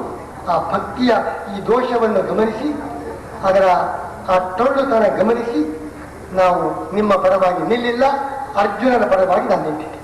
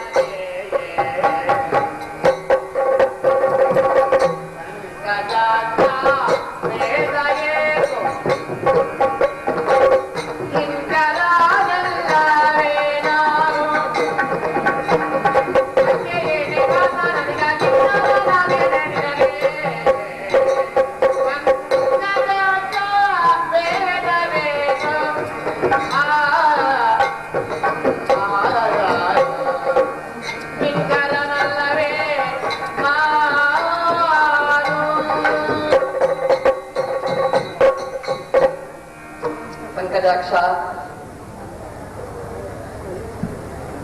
ಈ ಇಬ್ಬರಲ್ಲಿ ಭೇದ ಎಂಬಂತಹದ್ದು ಖಂಡಿತ ಸರಿ ಹೋಗುವುದಿಲ್ಲ. ನನ್ನ ಭಕ್ತಿ ಸಹಜವಾಗಿರ್ತಕ್ಕಂತಹ ಭಕ್ತಿ, ಎಲ್ಲಿಯೂ ತಪ್ಪಿಸಿಕೊಳ್ಳುವ ಪ್ರಸಂಗನೇ ಇಲ್ಲ. ಹೇಗೆ ಅಶ್ವಮೇಧ ಪ್ರಕರಣದಲ್ಲಿ ವಿಷ್ಣು ಸರ್ವೋತ್ತಮತ್ವವನ್ನು ಸಮರ್ಥನೆ ಮಾಡಿದ್ದೆ, ದ್ಯೂತ ಪ್ರಸಂಗದಲ್ಲಿ ಜಾರಿದೆ. ಯಾಕೆಂದ್ರೆ ಬಿಂಬೋಸಿ ಪ್ರತಿಬಿಂಬೋಸ್ಮಿ, ಸ್ವಾಮಿ ನೀನು ಬಿಂಬ, ನಾನು ಪ್ರತಿಬಿಂಬ. ಸ್ವಾಮಿ ನೀನ್ ಯಾಕೆ ಜಾರಿದಿ? ಅಶ್ವಮೇಧ ಯಾಗ ತನಕ ನೀನು ಇದ್ದವ, ದ್ಯೂತಕ್ಕೆ ಹೋಗುವಾಗ ನೀನ್ ಯಾಕೆ ಓಡಿ ಹೋಗಿದ್ದಿ? ವಿಶ್ವೇಶನಾದವ, ಸರ್ವಜ್ಞನಾದವ, ಬಲ್ಲವ, ಬಿಟ್ಟು ಹೋಗಿ ನ್ಯಾಯನಾಗಿದೆ. ನೀವೇ ಹಾಗೆ ವರ್ತಿಸ್ತೀರಿ ಎಂದು ಸ್ವಲ್ಪ ನೋಡಬೇಕಿತ್ತು, ಪರೀಕ್ಷೆ ಮಾಡಬೇಕಿತ್ತು. ಇದು ಪರಾಯಣವಾದ ಇದು. ನೀನಾದ್ರೆ ನಿಂತಿದ್ರೆ ಆ ಪ್ರಸಂಗನೇ ಬರ್ತಿರ್ಲಿಲ್ಲ, ಜೀವನಕ್ಕೆ ಪ್ರಾರಂಭ ಆಗ್ತಿರ್ಲಿಲ್ಲ. ನೀನು ಪರೀಕ್ಷೆ ಮಾಡಿದಿ ಸ್ವಾಮಿ, ನಿನ್ನ ಪರೀಕ್ಷೆಯಲ್ಲಿ ನಾನು ಉತ್ತೀರ್ಣನಾಗಬೇಕು ಅನ್ನೋ ದೃಷ್ಟಿಯಿಂದ ನೀನು ಹೇಗೆ ಮಾಡಿದ್ಯೋ ಅದೇ ಶಿಷ್ಯನಾಗಿ ಅದೇ ರೀತಿಯಾಗಿ ನಾನು ವರ್ತಿಸಿದ್ದೆ. ಆದ್ರಿಂದ ಬಿಂಬವನ್ನು ಕನ್ನಡಿಯೊಳಗೆ ಪ್ರತಿಭವಾಗಿ ನೋಡ್ತಾ ಇದ್ದೇನೆ ಅಷ್ಟೇ. ಆದ್ರಿಂದ ನಿನ್ನ ಭಕ್ತಿಗೆ ಎಂದೂ ಕುಂದಿರಲಿಲ್ಲ. ಯಾವಾಗ ಆ ಜೀವನ ಪ್ರಾರಂಭ ಆಯಿತು ನನಗೆ ದ್ರೌಪದಿ ಕಾಣಿಸಿಲ್ಲ, ದುರ್ಯೋಧನ ಕಾಣಿಸಿಲ್ಲ. ನನಗೆ ಕಂಡದ್ದು ದ್ವಾರಕೆಯಲ್ಲಿ ಇರ್ತಕ್ಕ ಕೃಷ್ಣ ಮಾತ್ರ ನನಗೆ ಕಂಡಿರ್ಬೇಕಂತದ್ದು. ಕೃಷ್ಣ ಆರಾಮವಾಗಿ ಕೂತಿದ್ದಾನೆ. ಆರಾಮವಾಗಿ ಕೂತ ಕೃಷ್ಣನನ್ನು ಉಪಾಸನೆ ಮಾಡಿ ಮಾಡಿ ಮಾಡಿ ಈ ಭೀಷ್ಮನು ಆರಾಮವಾಗಿ ಬಿಟ್ಟ ಅಷ್ಟೇ. ನನ್ನ ದೋಷ ಅಲ್ಲ ಸ್ವಾಮಿ, ನಿಂದೇ ದೋಷ ಸ್ವಾಮಿ. ಬೇರೆಯವರು ಚಿಂತನೆ ಮಾಡಬೇಡ. ವಿಶ್ವಾಚಾರ್ಯರೇ, ನಾನು ಸುಮ್ಮನೆ ಕುಳಿತುಕೊಂಡಿಲ್ಲ. ನೀವೆಲ್ಲ ಸುಮ್ಮನೆ ಕುಳಿತು ಅಂಥ ದುರಂತ ನಡೀತಾ ಇದ್ದಾಗ ದ್ರೌಪದಿಯ ಮಾನ ರಕ್ಷಣೆಗೆ ದೂರದಲ್ಲಿ ಇದ್ದುಕೊಂಡೇ ನಾನು ಅಲ್ಲಿ ಕುಳಿತ ಅನುಗ್ರಹ ಮಾಡಿದವನು. ನಿಮ್ಮನ್ನೆಲ್ಲ ನಿಮ್ಮ ಕಾರ್ಯವೆಲ್ಲ ನೋಡಿದೆ. ಎಲ್ಲಿಯವರೆಗೆ ನೀವು ಧರ್ಮ ರಕ್ಷಣೆಗೋಸ್ಕರ ದುಃಖಿತರ ಆತ್ತರ ರಕ್ಷಣೆಗೆ ಮುಂದೆ ಬರ್ತೀವಿ ಅಂತ ನೀವೆಲ್ಲ ನಿಷ್ಕ್ರಿಯರಾಗಿ ಕುಳಿತಾಗ ನಾನು ಅಲ್ಲಿ ಇದ್ದುಕೊಂಡೇ ದ್ರೌಪದಿಯ ಮಾನ ರಕ್ಷಣೆ ಅಕ್ಷಯ ವಸ್ತ್ರ ದಾನ ಮಾಡಿ ಮಾನ ರಕ್ಷಣೆ ಮಾಡಿದ್ದೇನೆ ಎಂಬುದನ್ನು ನಾವು ಅರಿತುಕೊಳ್ಳಬೇಕು. ನಮ್ಮ ಪ್ರತಿಬಿಂಬದಂತೆ ನೀವು ವರ್ತಿಸಲಿಲ್ಲ ಸ್ವಾಮಿ. ನಾವು ಅಲ್ಲಿಂದ ನಿಮಗೆ ಧ್ಯಾನ ಮಾಡಿದೆ, ಚಿಂತನೆ ಮಾಡಿದೆ. ನನ್ನ ಪ್ರಾರ್ಥನೆ ಮುಟ್ಟಿ ನೀನು ವಸ್ತ್ರವನ್ನು ಕಳಿಸಿದ್ದು ಸ್ವಾಮಿ.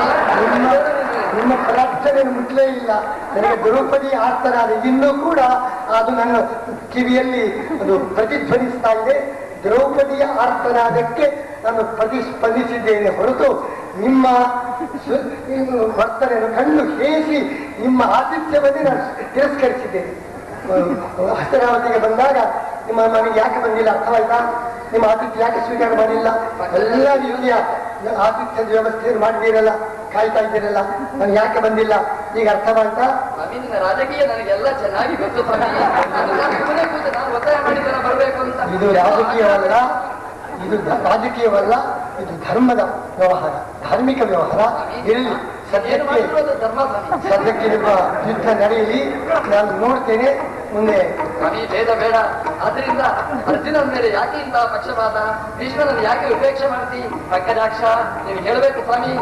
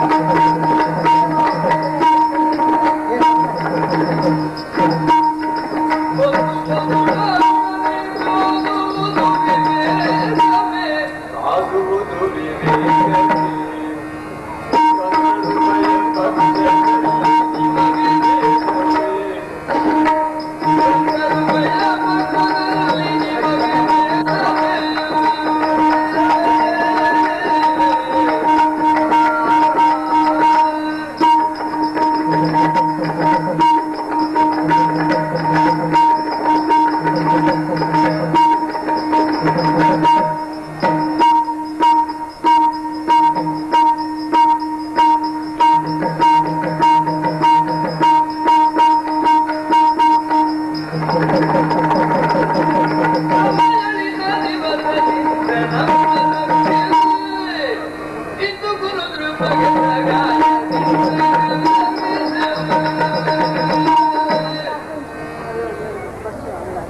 ಉಪದೇಶವೇನೋ ಮಾಡಿದ, ಕುಲಪಿತಾಮಹರನ್ನು ಕೊಂದು ಕೂಡ ತಪ್ಪಿಲ್ಲ ಅಂತ.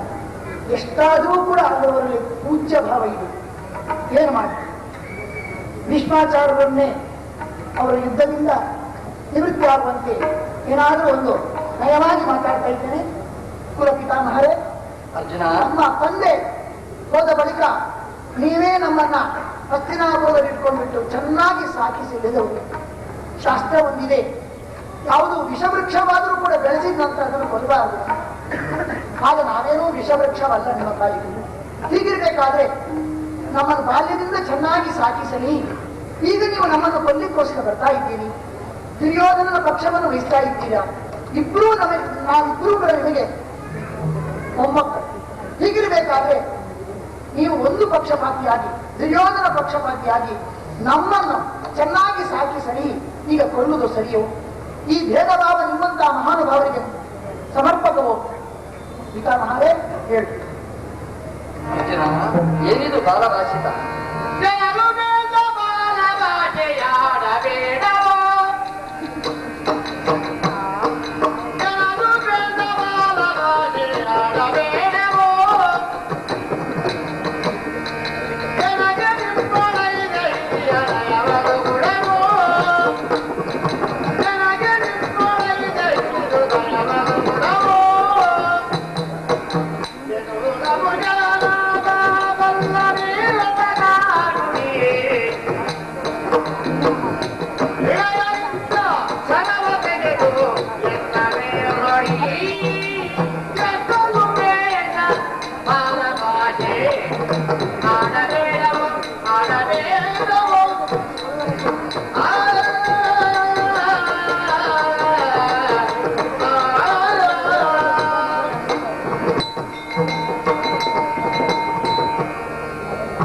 ಅರ್ಜುನ, ಇದೇನು ಬಾಲಭಾಷಿತ?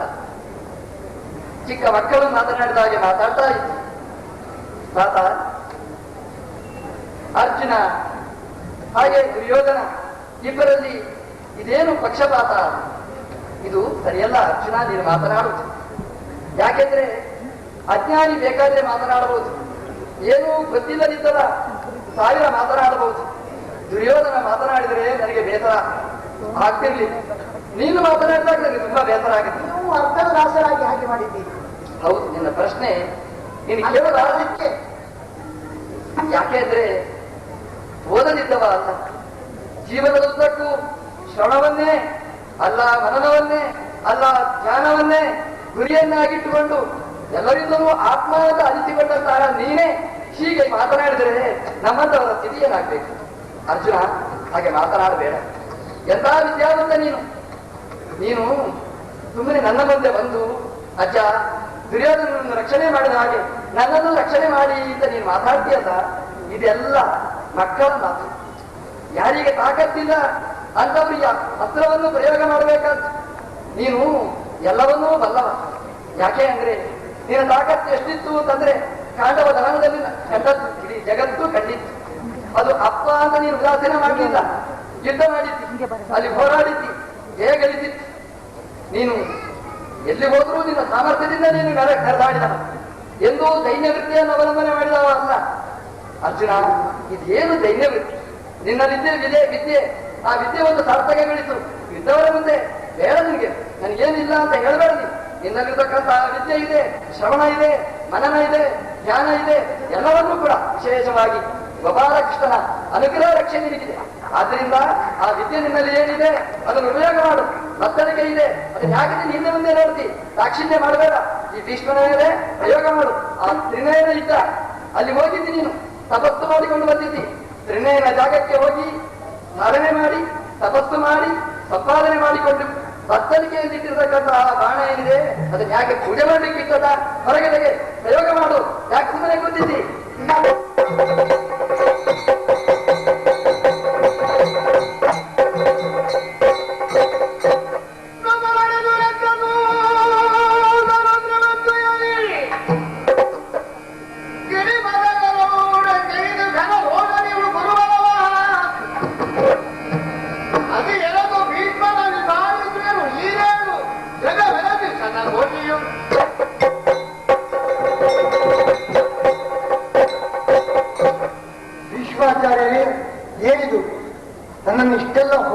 ಬಳಿ ಭಕ್ತರಾರು ಎಂಬುದಾಗಿ ಹಾರಿ ಸ್ತೋತ್ರ ಶರಣಾಗತರಾಗಿ ಸ್ತೋತ್ರ ಮಾಡಿದಿರಿ. ಈಗ ನೀವಿಬ್ಬರು ಯುದ್ಧ ಮಾಡುವಾಗ ನನ್ನ ಹಣೆ ಮೇಲೆ ಇಂಥ ಘೋರವಾದ ಬಾಣವನ್ನು ಪ್ರಯೋಗ ಮಾಡಿದ್ದೀರಾ. ನನ್ನ ಮೇಲೆ ಇಷ್ಟು ಭಕ್ತಿಯ ಪ್ರವಾಹ, ಈಗ ರಕ್ತದ ಪ್ರವಾಹ ಹರಿತಾ ಇದೆ. ಇದೆಂಥ ಭಕ್ತಿ ನಿಮ್ಮದು? ನಾನು ಸುಮ್ಮನೆ ಕುಳಿತುಕೊಳ್ತೇನೆ ಎಂಬುದಾಗಿ ಭಾವಿಸಿದ್ದೀರಾ? ಇನ್ನು ನಾನು ತಡ ಮಾಡಲಾರೆ, ನಾನು ಸುಮ್ಮನೆ ಕುಳಿತುಕೊಳ್ಳಲಾರೆ. ಈಗ ಇಡೀ ಸುದರ್ಶನ ಚಕ್ರವನ್ನು ಹಿಡಿದಿದ್ದೇನೆ. ಆ ಚಕ್ರವನ್ನು ನಿಮ್ಮ ಮೇಲೆ ಈಗ ಪ್ರಯೋಗ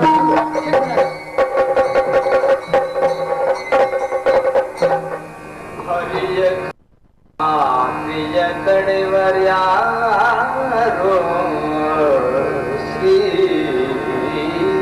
ಹರಿಯ ಖಾತೆಯ ತಡೆವರ್ಯಾರು ಎಂದೆರಡು ಬಲ ಬೆರಗಾಗಿ ಕಣ್ಮುಚ್ಚರಲು ಭೀಷ್ಮನು ಬೆದರಿ ರಾಜವಿಂದಿಳಿದು ನಡೆಸಂದು ದುರಿತ ಬಂದಾವಾಸು ಲಕ್ಷ್ಮೀವರ ಮುಕುಂದ ಮುರಾರಿ ದುರಿತವನ ದಾವಾಗ್ನಿ ಲಕ್ಷ್ಮೀವರ ಮುಕುಂದ ಮುರಾರಿ ಜಯ ಜಯ ಜಯ ಜಯ ಜಯ ಜಯ ಜಯ ಜಯ ಜಯವೆನು ತೆರಗಿ ಮಗುಳ ಕಚ್ಚುದರ ಮೃದು ಕರವ ಪಿಡಿನೆಂದ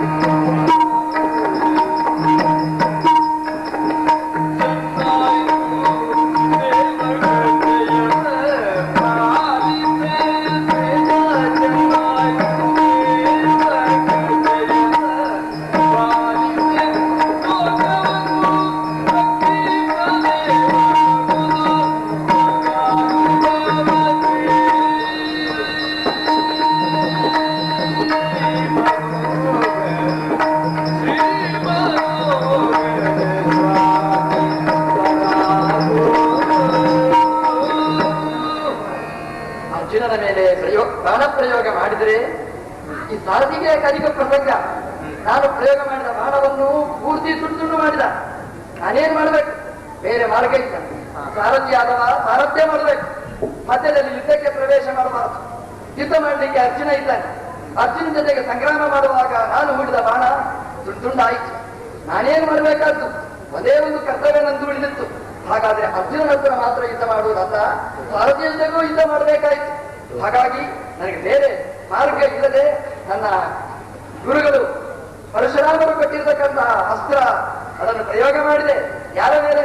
ಅರ್ಜುನನ ಮೇಲೆ ಅಲ್ಲ, ನನ್ನ ಸ್ವಾಮಿಯ ಮೇಲೆ ಅಸ್ತ್ರ ಪ್ರಯೋಗ ಮಾಡಿದೆ. ವಿಶ್ವೇಶನ ಮೇಲೆ ಅಸ್ತ್ರ ಪ್ರಯೋಗ ಮಾಡಿದೆ. ಅವರ ಹಣೆಗೆ ಅಸ್ತ್ರ ಪ್ರಯೋಗ ಮಾಡಿದೆ. ರಕ್ತ ಓಕುಳಿ ಹರಿಯಿತು. ಅರ್ಜುನನ ರಥವನ್ನೇ ಹಿಮ್ಮೆಟ್ಟಿಸಿದ್ದೇನೆ. ಬೇರೆ ಅಸ್ತ್ರ ಇರಲಿಲ್ಲ. ನನ್ನ ಪ್ರತಿಜ್ಞೆ ಇತ್ತು, ಅರ್ಜುನ ರಥವನ್ನು ಹಿಮ್ಮೆಟ್ಟಿಸ್ತೇನೆ. ಹಿಮ್ಮೆಟ್ಟಿಸಿದ್ದೆ. ಅರ್ಜುನ ರಥದ ಮೇಲಿರ್ತಕ್ಕಂಥ ಹನುಮಂತ ಒಂದ್ಸಲ ತಿರುಗಿ ನೋಡಬೇಕು ಅಂತ ತಿರುಗಿ ನೋಡಿದ. ಇನ್ನೊಂದು ಪ್ರತಿಜ್ಞೆ ಇತ್ತು, ನನ್ನ ಸ್ವಾಮಿ ಚಕ್ರವಾಣಿಯಾಗಿ ರಣರಂಗಕ್ಕೆ ಬರಬೇಕು ಅಂತ. ಅದನ್ನು ನಾನು ಮಾಡಿಸಿಬಿಟ್ಟೆ, ನೋಡಿಸಿಬಿಟ್ಟೆ ಸ್ವಾಮಿ. ನನ್ನ ಮೇಲೆ ಎಂತ ಭಕ್ತಿ ನಿನಗೆ, ಎಂತ ಅನುಗ್ರಹ ನನ್ನ ಮೇಲೆ ಎಂದೂ ಮರೆಯಲಾರೆ ಸ್ವಾಮಿ. ಚಕ್ರವಾಣಿಯಾಗಿ ಬಂದಿದ್ದಿ, ನಿನ್ನ ಈ ರೂಪವನ್ನು ಕಾಣಬೇಕಾಗಿತ್ತು. ಸ್ವನಿಯಮಂ ಅಪಹಾಯ, ನಿನ್ನ ನಿಯಮ ಏನಿತ್ತು ಅದನ್ನೂ ಪರಿತ್ಯಾಗ ಮಾಡಿದೆ. ನನೇ ಭಕ್ತ ಪ್ರಣಶ್ಯತಿ, ನನ್ನ ಭಕ್ತನ ಸಂಕಲ್ಪ ಅದು ಸತ್ಯ ಆಗಬೇಕು. ನನ್ನ ಭಕ್ತನ ಮಾತೆ ಅದು ಸತ್ಯ, ನನ್ನ ಭಕ್ತನ ಸಂಕಲ್ಪವೇ ಸತ್ಯ ಸಂಕಲ್ಪ ಆಗಬೇಕು. ಸ್ವಾಮಿ ನಿನಗೆ ನಾನು ಯಾವತ್ತೂ ಕೃತಜ್ಞನಾಗಿದ್ದೇನೆ ಸ್ವಾಮಿ. ನಿನಗೆ ಕೈ ಜೋಡಿಸಿದ್ದೇನೆ ಸ್ವಾಮಿ. ನಿನಗೆ ಪರಾಕು ಇಂದಿರೇಶ.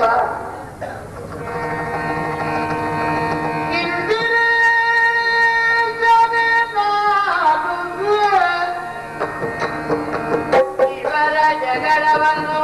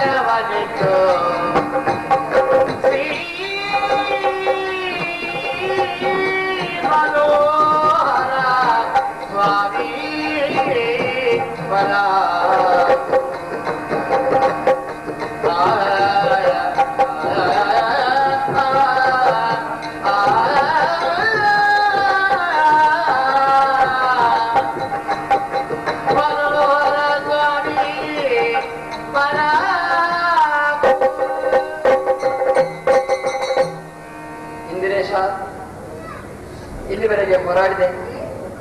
ಬೇರೆ ಬೇರೆ ರೀತಿಯಾಗಿ ಪರಿಬರಿಯಾಗಿ ನಾನು ತಿಳಿಸಿ ಹೇಳಿದೆ. ಯಾವುದೇ ರೀತಿಯಿಂದ ಈ ಮಕ್ಕಳನ್ನು ರಕ್ಷಣೆ ಮಾಡಲಿಕ್ಕಾಗುವುದಿಲ್ಲ ಅಂತಾಯಿತು. ನನ್ನ ಮಾತನ್ನು ಕೇಳುವ ಸ್ಥಿತಿಯಲ್ಲಿಲ್ಲ. ರಕ್ಷಣೆ ಮಾಡಲಿಕ್ಕೆ ನನ್ನಿಂದ ಆಗುವುದಿಲ್ಲ ಸ್ವಾಮಿ. ನಾನು ಅಪ್ಪನಿಗೆ ಕೊಟ್ಟ ಮಾತು, ನನ್ನ ಹತ್ತಿರಾಪುರದ ಸಾಮ್ರಾಜ್ಯವನ್ನು ರಕ್ಷಣೆ ಮಾಡ್ತೇನೆ ಅಂತ ಇವು ನನ್ನಿಂದ ಆಗ್ತಾ ಇಲ್ಲ. ಆದ್ದರಿಂದ ಈ ಶರೀರ ಉಳಿದರೇನೂ ಬಿಟ್ಟರೆ, ಶರೀರ ಇದ್ರೂ ಅಷ್ಟೇ ಹೋದ್ರೂ ಅಷ್ಟೇ ಸ್ವಾಮಿ, ಈ ಶರೀರವನ್ನು ನಿನಗೆ ಅರ್ಪಣೆ ಮಾಡಿದ್ದೇನೆ. ನಿನ್ನ ಚಕ್ರದಿಂದಾಗಿ ನೀನು ಈ ಶರೀರವನ್ನು ಸೀಳಿಬಿಡು. ಕೈಯಲ್ಲಿ ಹಿಡಿದಿದ್ದಿ ಚಕ್ರ, ಅದು ಯಾವುದಕ್ಕೋಸ್ಕರ? ಭೀಷ್ಮನ ಕತ್ತನ್ನು ಕತ್ತರಿಸಲಿಕ್ಕೋಸ್ಕರ ನಿನಗೆ ಈ ಕತ್ತನ್ನು ಅರ್ಪಣೆ ಮಾಡಿದ್ದೇನೆ ಸ್ವಾಮಿ. ಆದರೆ ನನಗೆ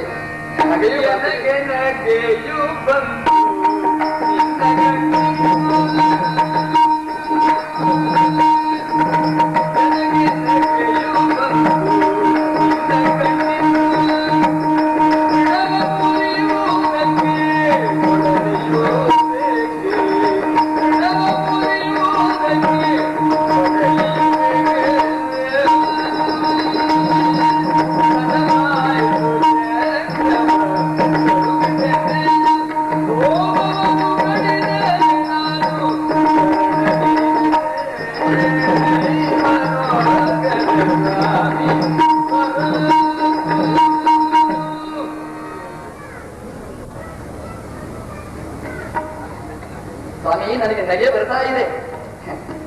ಗುಬ್ಬಿಯನ್ನು ಕೊಲ್ಲಿಕ್ಕೆ ಬ್ರಹ್ಮಾಸ್ತ್ರ ಬೇಕಾಗುತ್ತೆ. ಈ ಭೀಷ್ಮ ಸರ್ವೇಶನ ಮುಂದೆ ಚಿಕ್ಕ ಗುಬ್ಬಚ್ಚಿ ಅಷ್ಟೇ, ಒಂದು ಹುಲ್ಲುಗಡ್ಡಿ ಅಷ್ಟೇ. ಈ ಹುಲ್ಲುಗಡ್ಡಿಯನ್ನು ಕತ್ತರಿಸಲಿಕ್ಕೆ ಕೊಡಲಿ ಬೇಕೇ ಸ್ವಾಮಿ? ಈ ಭೀಷ್ಮನನ್ನು ಕೊಲ್ಲಿಕ್ಕೆ ಚಕ್ರ ಬೇಕೇ ಸ್ವಾಮಿ? ಅಲ್ಲಿಂದಲೇ ನೀನು ನೋಡಿದ್ದಿ, ಅವತ್ತೇ ನನ್ನ ಜೀವ ಹೋಗಿತ್ತು, ಈ ಶರೀರ ಬಿಟ್ಟಾಗಿತ್ತು. ನನಗೆ ನಗೆಯೂ ಬರ್ತಿದೆ ಸ್ವಾಮಿ. ಆದರೆ ಒಂದು ಮಾತು ಸತ್ಯ, ಇವತ್ತು ಭೀಷ್ಮ ಅಲ್ಲ, ನರದಯದ ಕ್ರಿಯತೆ ಅಂತ ನಾನು ಮೊದಲೇ ಹೇಳಿದ ರೀತಿಯಲ್ಲಿ ನನ್ನ ಒಳಗೆ ಸ್ವಾಮಿ ಇದ್ದಾನೆ, ನೀನಿದ್ದಿ. ಹಾಗಾಗಿ ನನ್ನ ಮೈ ಮುಟ್ಟಲಿಕ್ಕೆ ಯಾರಿಂದಲೂ ಸಾಧ್ಯ ಇಲ್ಲ. ನೋಡು, ಬೇಕಿದ್ರೆ ನಿನ್ನ ಚಕ್ರ ಪ್ರಯೋಗ ಮಾಡು. ನನ್ನ ಒಂದು ರೋಗ ಅದು ಉದುರಿದರೂ ಕೂಡ ನಿನಗೆ ಶರಣು ಸ್ವಾಮಿ. ಸಾಧ್ಯವೇ ನೋಡು ಸ್ವಾಮಿ. ಇದನ್ನು ಅರ್ಪಿಸಿದ್ದೇನೆ ಭೀಷ್ಮನ ಈ ಕಾರ್ಯವನ್ನು. ವಿಶ್ವೇಶ ನಿನಗೆ ಅರ್ಪಿತ.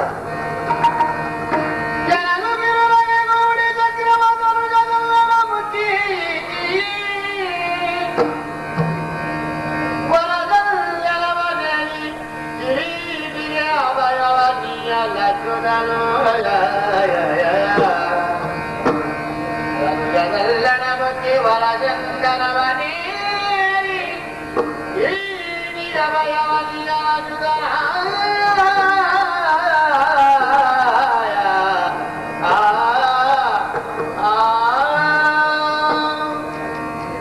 ಭೀಷ್ಮಾಚಾರ್ಯರೇ, ನಿಮಗೆ ನಗೆ ಬರ್ತಾ ಇದ್ರೆ ನನಗೂ ನಗೆ ಬರಲಿಕ್ಕೆ ಆರಂಭ ಆಗಿದೆ. ಎಲ್ಲರೂ ನಗ್ತಾ ಇದ್ದಾರೆ.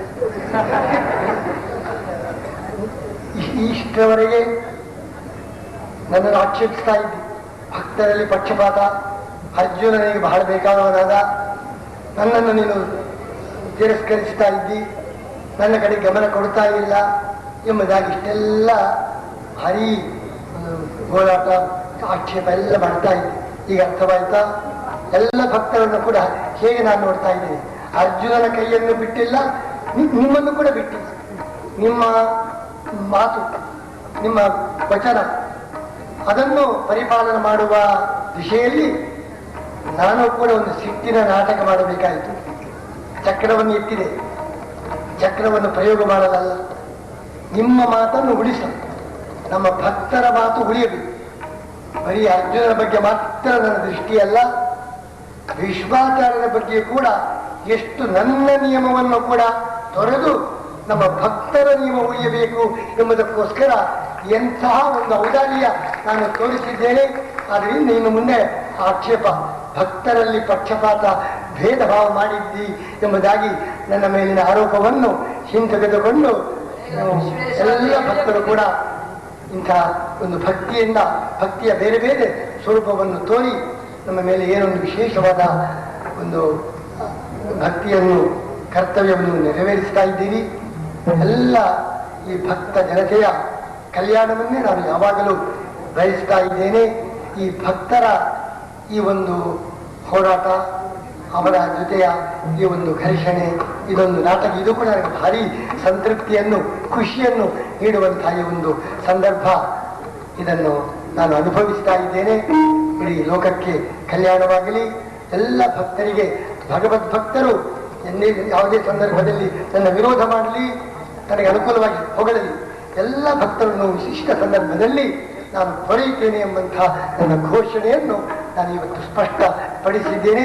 ಇಲ್ಲಿಗೆ ಲೋಕಕ್ಕೆ ಮಂಗಳವಾಗಲಿ ಎಂಬುದಾಗಿ ಈ ಒಂದು ಸಂವಾದವನ್ನು